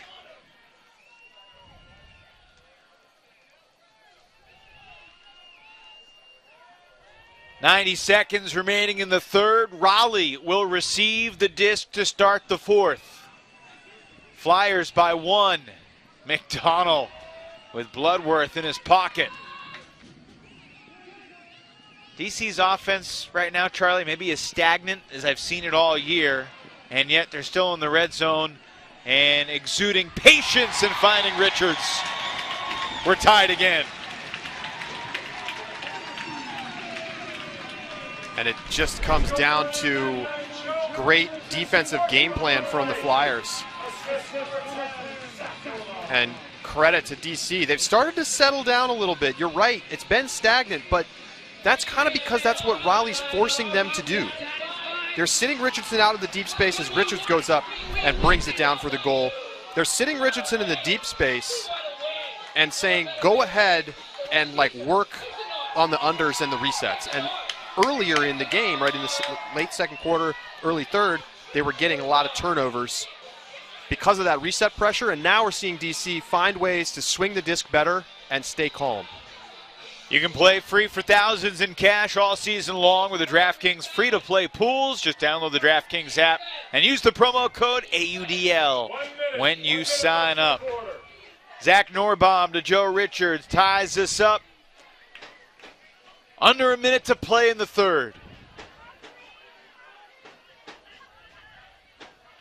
Youngst shoots it.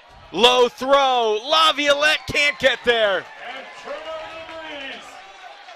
And the Breeze with a chance to take the lead. And Darryl Stanley is going to use one of his final 2 timeouts here to get the O-line on the field with 34 seconds on the clock. Kind of an obvious timeout call here because of the clock situation. You want to put your offensive unit out there, and obviously you could see breaks being at a real premium. We talked about it in the first half. It ended up being 6 breaks in the first half, but it's been a little bit in shorter supply here in the second half. There's a turnover from Ukes, just a poor throw, kind of a weird release. He snapped it up, kind of flipped it up out of his hand, and it was on a bad trajectory immediately. Laviolette never had a chance. And then just a centering pass before taking the timeout so they're not stuck in a trap sideline situation. Only 1 break so far in the third quarter. It was the Seth Weaver score after the Elijah Long, Seth Weaver oriented possession. For Raleigh to take the lead, first of the game. 11-10. Now 13 all, 34 seconds left. The DC Breeze retake the field. Johnny Malks is back out there with the Norbaum brothers. Jacques Nissen, Jeff Wodach, Rowan McDonald, and Joe Richards. Merrill is the odd man out at the moment. Garrett Braun on the sidelines as well.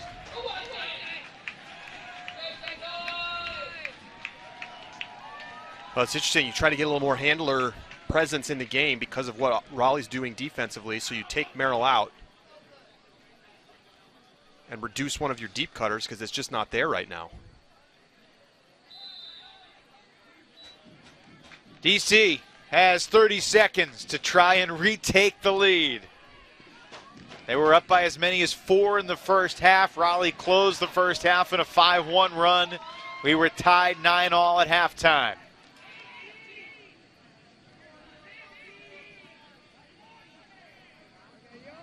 The Breeze 10-2 in the regular season. Their best record ever. McDonald catches with 4. Crossfield hammer hanging up there, and Richardson swats it away. Incomplete, and that is the end of the third quarter. It's amazing to watch him walk off with the giant arm.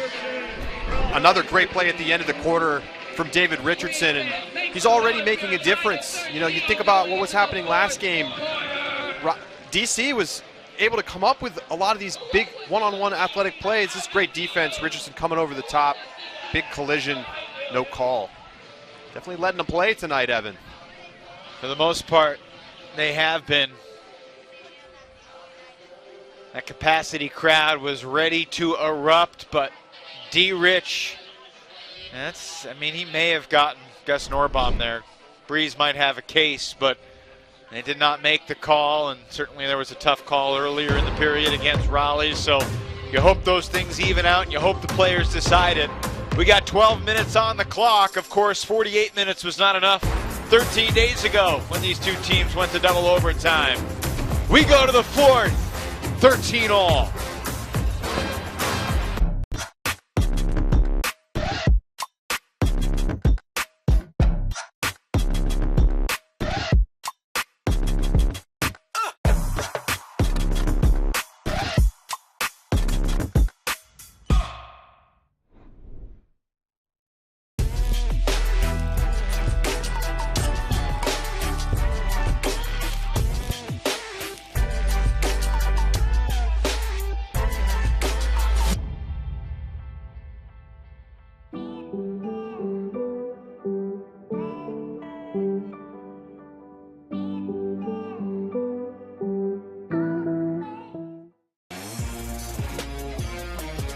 They say there's no such thing as a free lunch, but there is at DraftKings. You can compete for thousands in prizes in our free-to-play pools without spending a dime.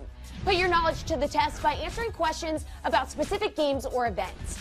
The more you pick right, the better your shot to win and chow down on a cash casserole. Casserole.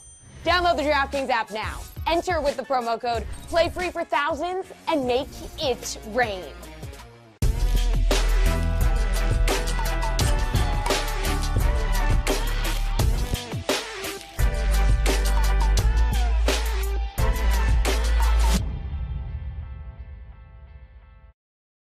Dancing duo right here.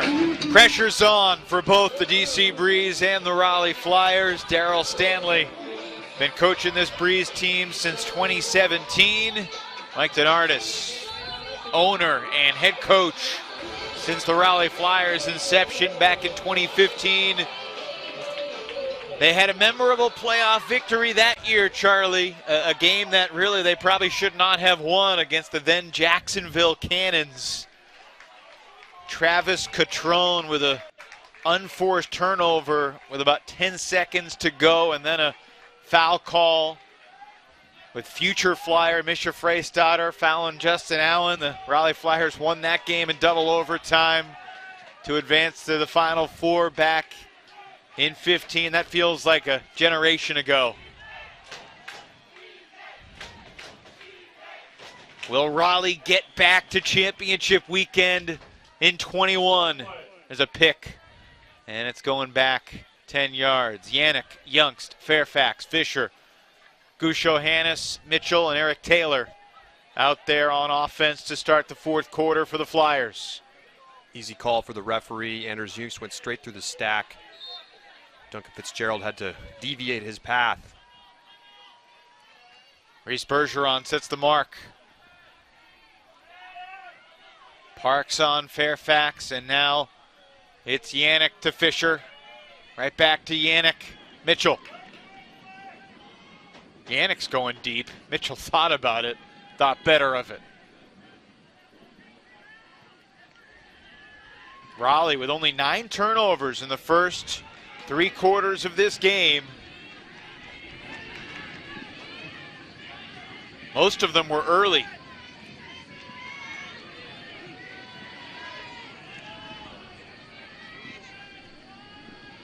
Such a similar feel to 2 weeks ago, although a whole lot more riding on the result here tonight. Big layout. Ben Green comes up empty. Nice throw, air bounce to space, and Taylor.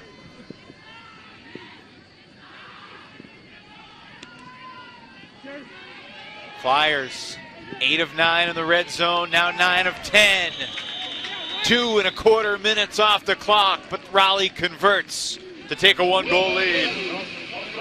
They had the opportunities to take deep shots and they didn't take them. Instead, they said, you know what? We have unbelievable handlers. Daryl Stanley said we have to figure out a way to stop this, the best young handler core in the country. I mean, we're talking about people who've been selected to USA national teams, and they did the work that point. Terrence Mitchell gets the reward with the goal. Raleigh goes back up by 1, and what a patient and poised possession from Raleigh.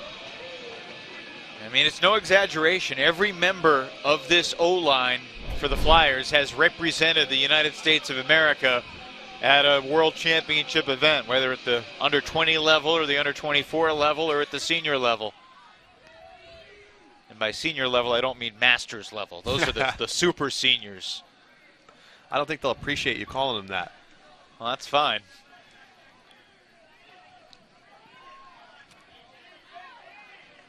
Garrett Braun back out there with Wodach and Malks. McDonald, Zach Norbaum, Merrill, and Nissen downfield. Malk shoots it. Nissen chased by Davis. Nissen can't come up with it. But there was pass interference. I mean, Nissen did a much better job this time of sealing off Davis and forcing Davis to have to go through his body in order to make a play. Now, is there enough contact here to constitute a foul? Davis creates contact. Is there a push-off? No. And the question is, did he hit him on the arm? Refs say yes. Malks to Merrill to tie it up. I think Davis is upset, but it did look like the contact caused Nissen to miss that catch because he was there first. Merrill back in the game. Ball's in the goal. Mentioned it before, but the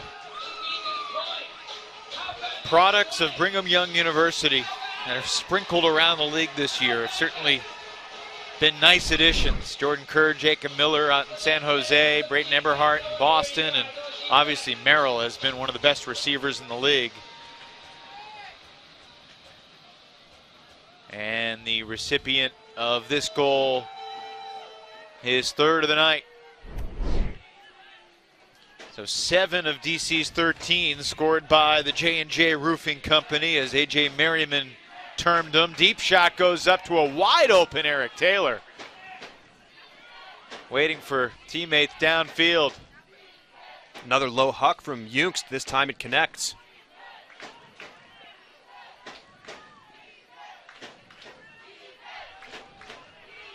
$14 all. 4 minutes gone in the 4th.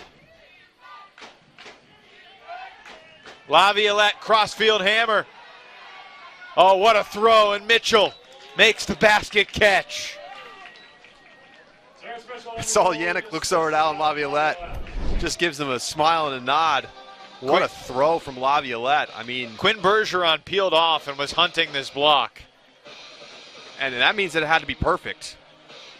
You don't want Bergerons in the territory of your throws to the end zone, but that's easy for Mitchell. I mean, he can clap catch that.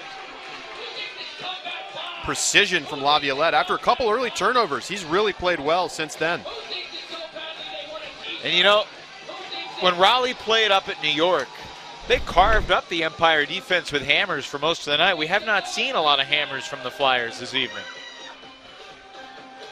Well, it felt a overload to the strong side, and Laviolette able to just put it out into the open space. But again, it had to be good because of the help defense coming from behind. Can DC answer? It's McDonald going deep. Beautiful floaty throw from Malks. And Rowan on the doorstep, resets for Richards into the end zone for Norbaum. What an answer. Something nostalgic about seeing Rowan take off long, huh? Oh, yeah. And he's been sitting in the backfield the whole game. You're not expecting it if you're the defense. And he got really open. I mean, he was just as open as Eric Taylor, and really a good throw from Malks. I mean, obviously there's lots of space, but he put it way out in front and let Rowan chase it down. And the turnovers we've seen from DC have often been on underthrows. Nice adjustment from Norbaum on that last pass to reach back across his body, make the catch. What a fascinating career for Matthew Rowan McDonald. Originally from Connecticut, spent some time at Old Dominion, then Tidewater Community College, a junior college in the Eastern Shore of Maryland. Took a year off of college, played online poker for like a year.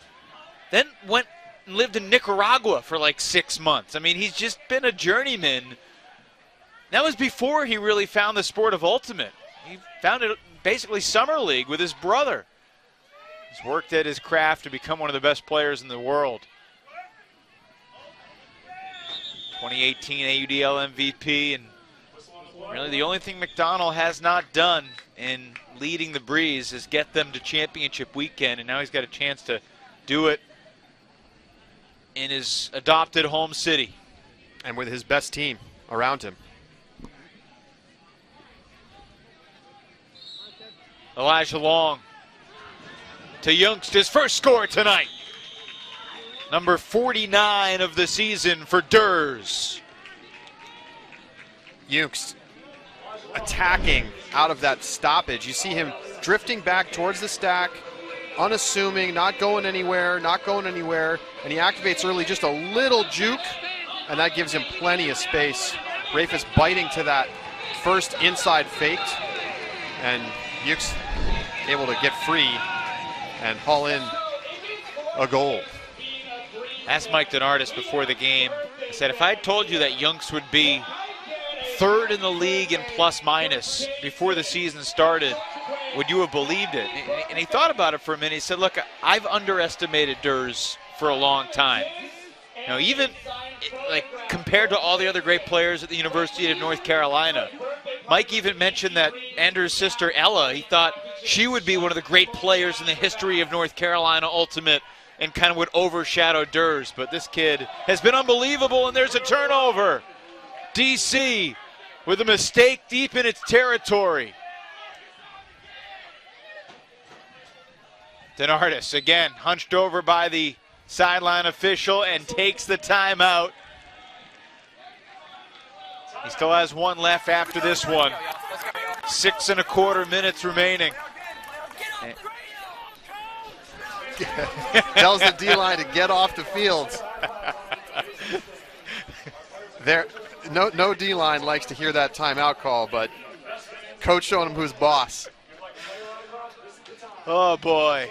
And wow, what a brutal turnover for DC. Let's see if we can listen in on the Flyers huddle. 15 seconds left. We gotta do this. Who makes some noise if you think we can get it back? Overpowered vocally by the public address announcer. We need you now more than ever. This is reminiscent of Josh Klain's throw into the lane last weekend for Minnesota. A big turnover late in the fourth that set Chicago up to tie the game and eventually go on and get the win. That was part of Chicago's 5-0 run to close the game. What a great play. Yeah, Connor Russell alert. Malks could not believe it. Yannick with possession. He's got 5 players in a vertical stack, starting with Yunks, then Taylor, Elijah Long, Alan Laviolette, and then Jake Fairfax, the back of the stack. No Henry Fisher on the field. Gush Johannes, the reset.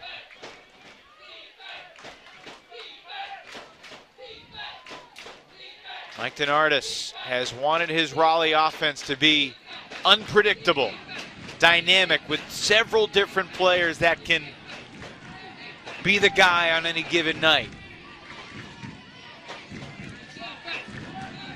Guys like Henry Fisher and Jacob Fairfax, their numbers may have dipped a little bit this year, but Alan Laviolette, Anders Jungst, guys that certainly produced more.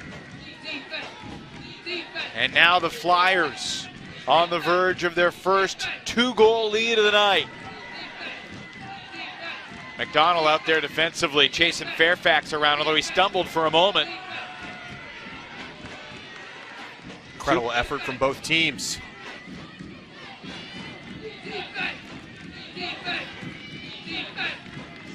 DC fans trying to will the Breeze D-line to a turnover. Long squeezes it through. Youngst into the end zone. Gush Johannes scores. And Raleigh leads by 2 with 5 minutes to play. Nobody wanted to be the one to make a mistake. Nobody wanted to be the one to take the hard throw.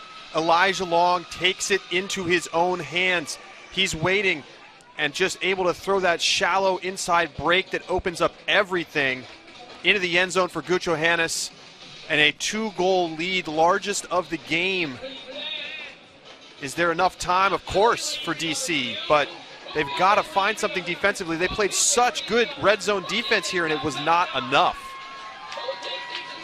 Well, is there enough time? I'll remind you that Raleigh had a 2-goal lead with 34 seconds left in overtime up in New York. It's hard to believe, Charlie, that DC led this game 8-4. Midway through the second quarter. Since that time, 13-7 for the Flyers. And it does feel like desperation time for DC. Not necessarily desperation, but they need to score. And they need to be calm and cool. McDonald shoots it. Nissen not going to get there. Alex Davis shows his speed. And that was not the throw for Darryl Stanley's offense. I think the constant small ball is starting to make the DC handlers feel a little antsy. That's a foul. Malks, I think, was ready to call it on himself. As Cretella looked around, waiting for the whistle. Cretella clearly caught that disc before Malks broke it up. It's a strip. The clock is still ticking right now, which is perfectly fine with Raleigh. I mean, it's been a year of coming from behind for the Flyers. They started 0-2. 1-goal losses in overtime to Atlanta in their return to Ultimate on June 5th, and then the 1-goal loss to DC a week later. They were 0-2 for the first time ever, then they ran off 7 straight wins before they had their late 2-goal lead against New York, and the Empire had the miraculous comeback to win in double overtime. Then it was Raleigh's turn for a miraculous comeback against Atlanta. But the Flyers this year, 4 losses, all by 1, 3 in overtime. Can they finally get over the hump? Darryl Stanley looking to will a block from his D-line. Let's go, boys. 1, 2, D. Breeze fans. Certainly an intense huddle. Give them your love. They got to find something here. DC just 3 for 7 on break chances. And this is not a break chance, but effectively the defense has to come and get a block. So they're trying to generate a turnover to get the disc back for potentially their O-line if DC decides to use its final timeout. But this is do or die time with under 4 to go. And a chance for Raleigh to perhaps seal this game with a score.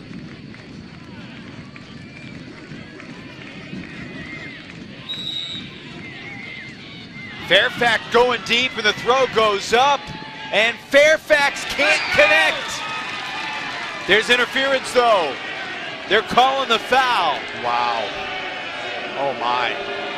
Interference on the play. Raleigh retains possession. Not a huge argument from the DC defenders though.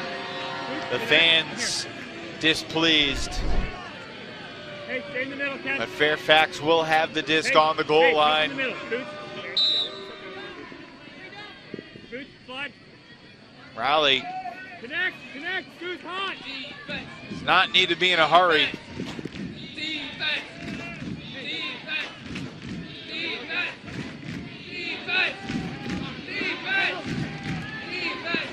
Long and Yannick just bleeding time. Low throw. Taylor makes a tough diving catch.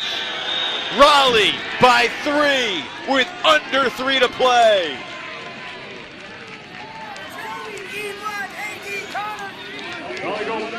What a catch by Eric Taylor in the clutch.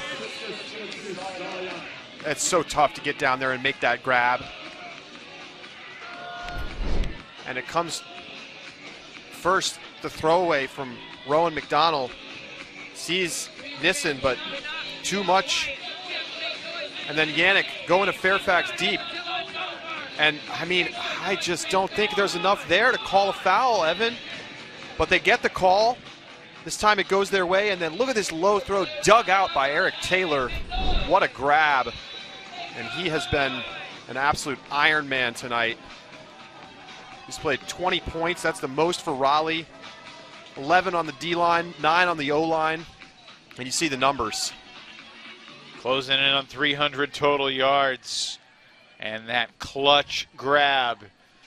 And if last point was only quasi-desperation, I think it qualifies now for DC.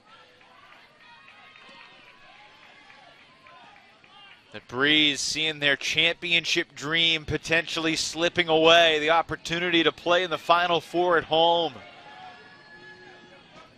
A game they led by 4 early in the second quarter.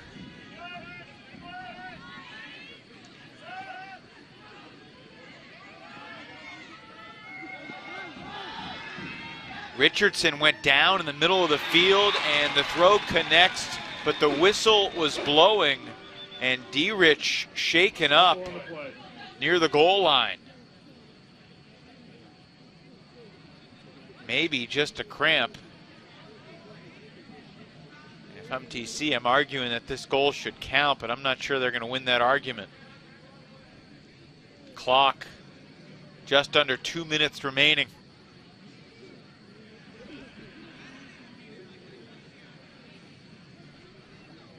Seems like he just had that left calf cramp.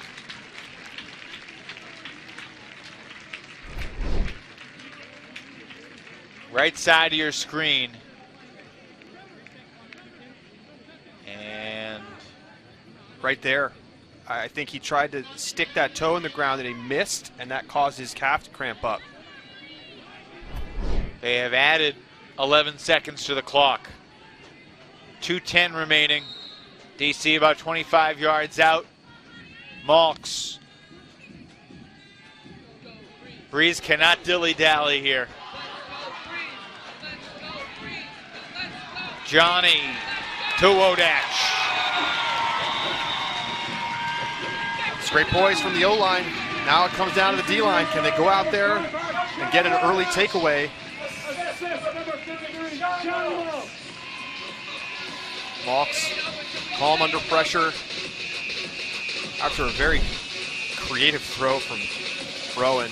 It wouldn't be a Raleigh DC final. And really the cramp probably cost DC 15, 20 seconds. because the disc came back. Obviously, they added a little bit of time to the clock, but we'll see if Merriman pulls this deep or considers just dropping it. And he put the disc down, trying to sell it, but that was the pull. I asked an official a couple weeks ago, could you drop the disc in the back of your end zone instead of the front? By rule, a pull has to break the plane of the front of the end zone. What happened here? Eric Taylor goes for a walk. So if you wanted to try and pull it to the back of your end zone, you could, but you would need to angle it, bend it around. So it's a risky throw. If it lands out of bounds, that defeats the point. So for all intents and purposes, no, you can't drop it by the back pylon. You have to drop it in front of the end zone. And they're calling delay of game on Raleigh. I think because he traveled with it and put his pivot foot in the wrong spot. Not sure what Eric Taylor was doing there when he just picked up the disc. I mean, it almost seems like he was trying to just cause the clock to stop and be able to kind of get into a better position even if they blow the whistle. Very strange. Maybe an intentional travel to get a little more breathing room, like a team on 4th and 6 from their plus 40, taking a delay of game to get a little more room for the punter. And it looks like it's going to be like a 20-yard penalty here. Maybe 2 10-yard penalties back-to-back, one for the travel, one for the delay. Either way, Taylor doesn't seem too broken up about it. I mean, of course, Raleigh doesn't even need to score. They just need to burn time. And continued conversation. Are they going to move him back another 10 yards? No, we're just waiting for the referees to get into position.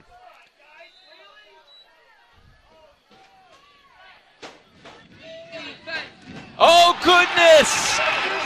Miscommunication in the backfield. Huck goes up immediately. DC's got it. It's Kevin Versteeg. Versteeg, crossfield intercepted by Fairfax. What a mistake. The crowd that was going bonkers suddenly dies again. What just happened?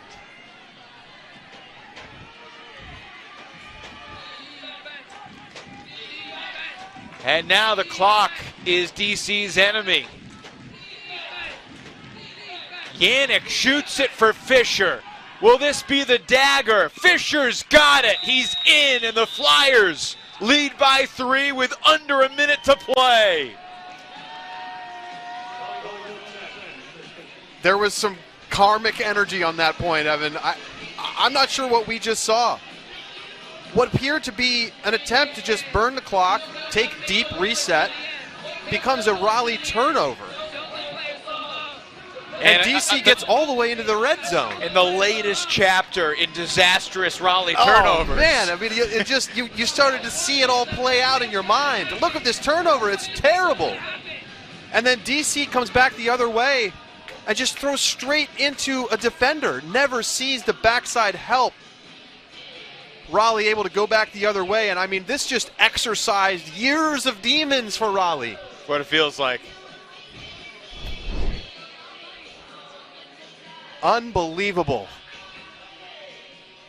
Can DC score 3 times in 58 seconds?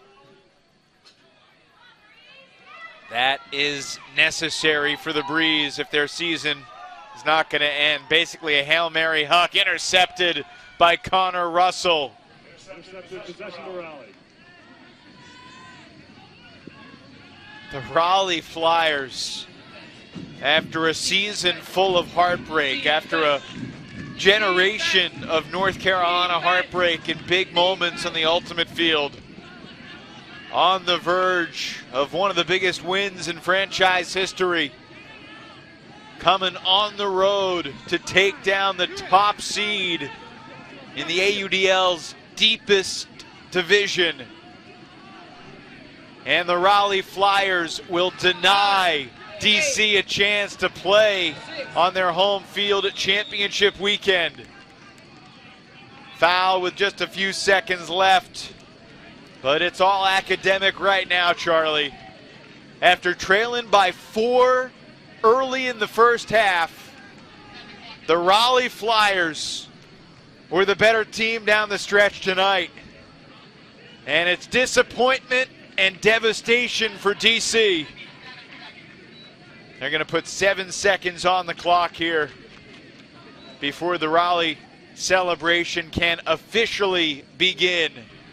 And they will be back here in our nation's capital next Friday. Sarcastic applause from the crowd. They inadvertently put 45 minutes on the clock, but that's not real. You don't have that much time, Breeze. That final completion will end it, and the Raleigh Flyers are going back to championship weekend for the first time in 6 years. 1916, Raleigh comes from behind, and they'll be playing back in DC against the Chicago Union next Friday.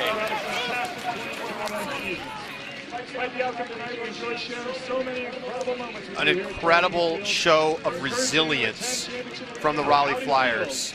Again, go back, middle of the second quarter, they're down 4. Everything's been going wrong. They turn it over. It looks like DC is going to take a 5-goal lead.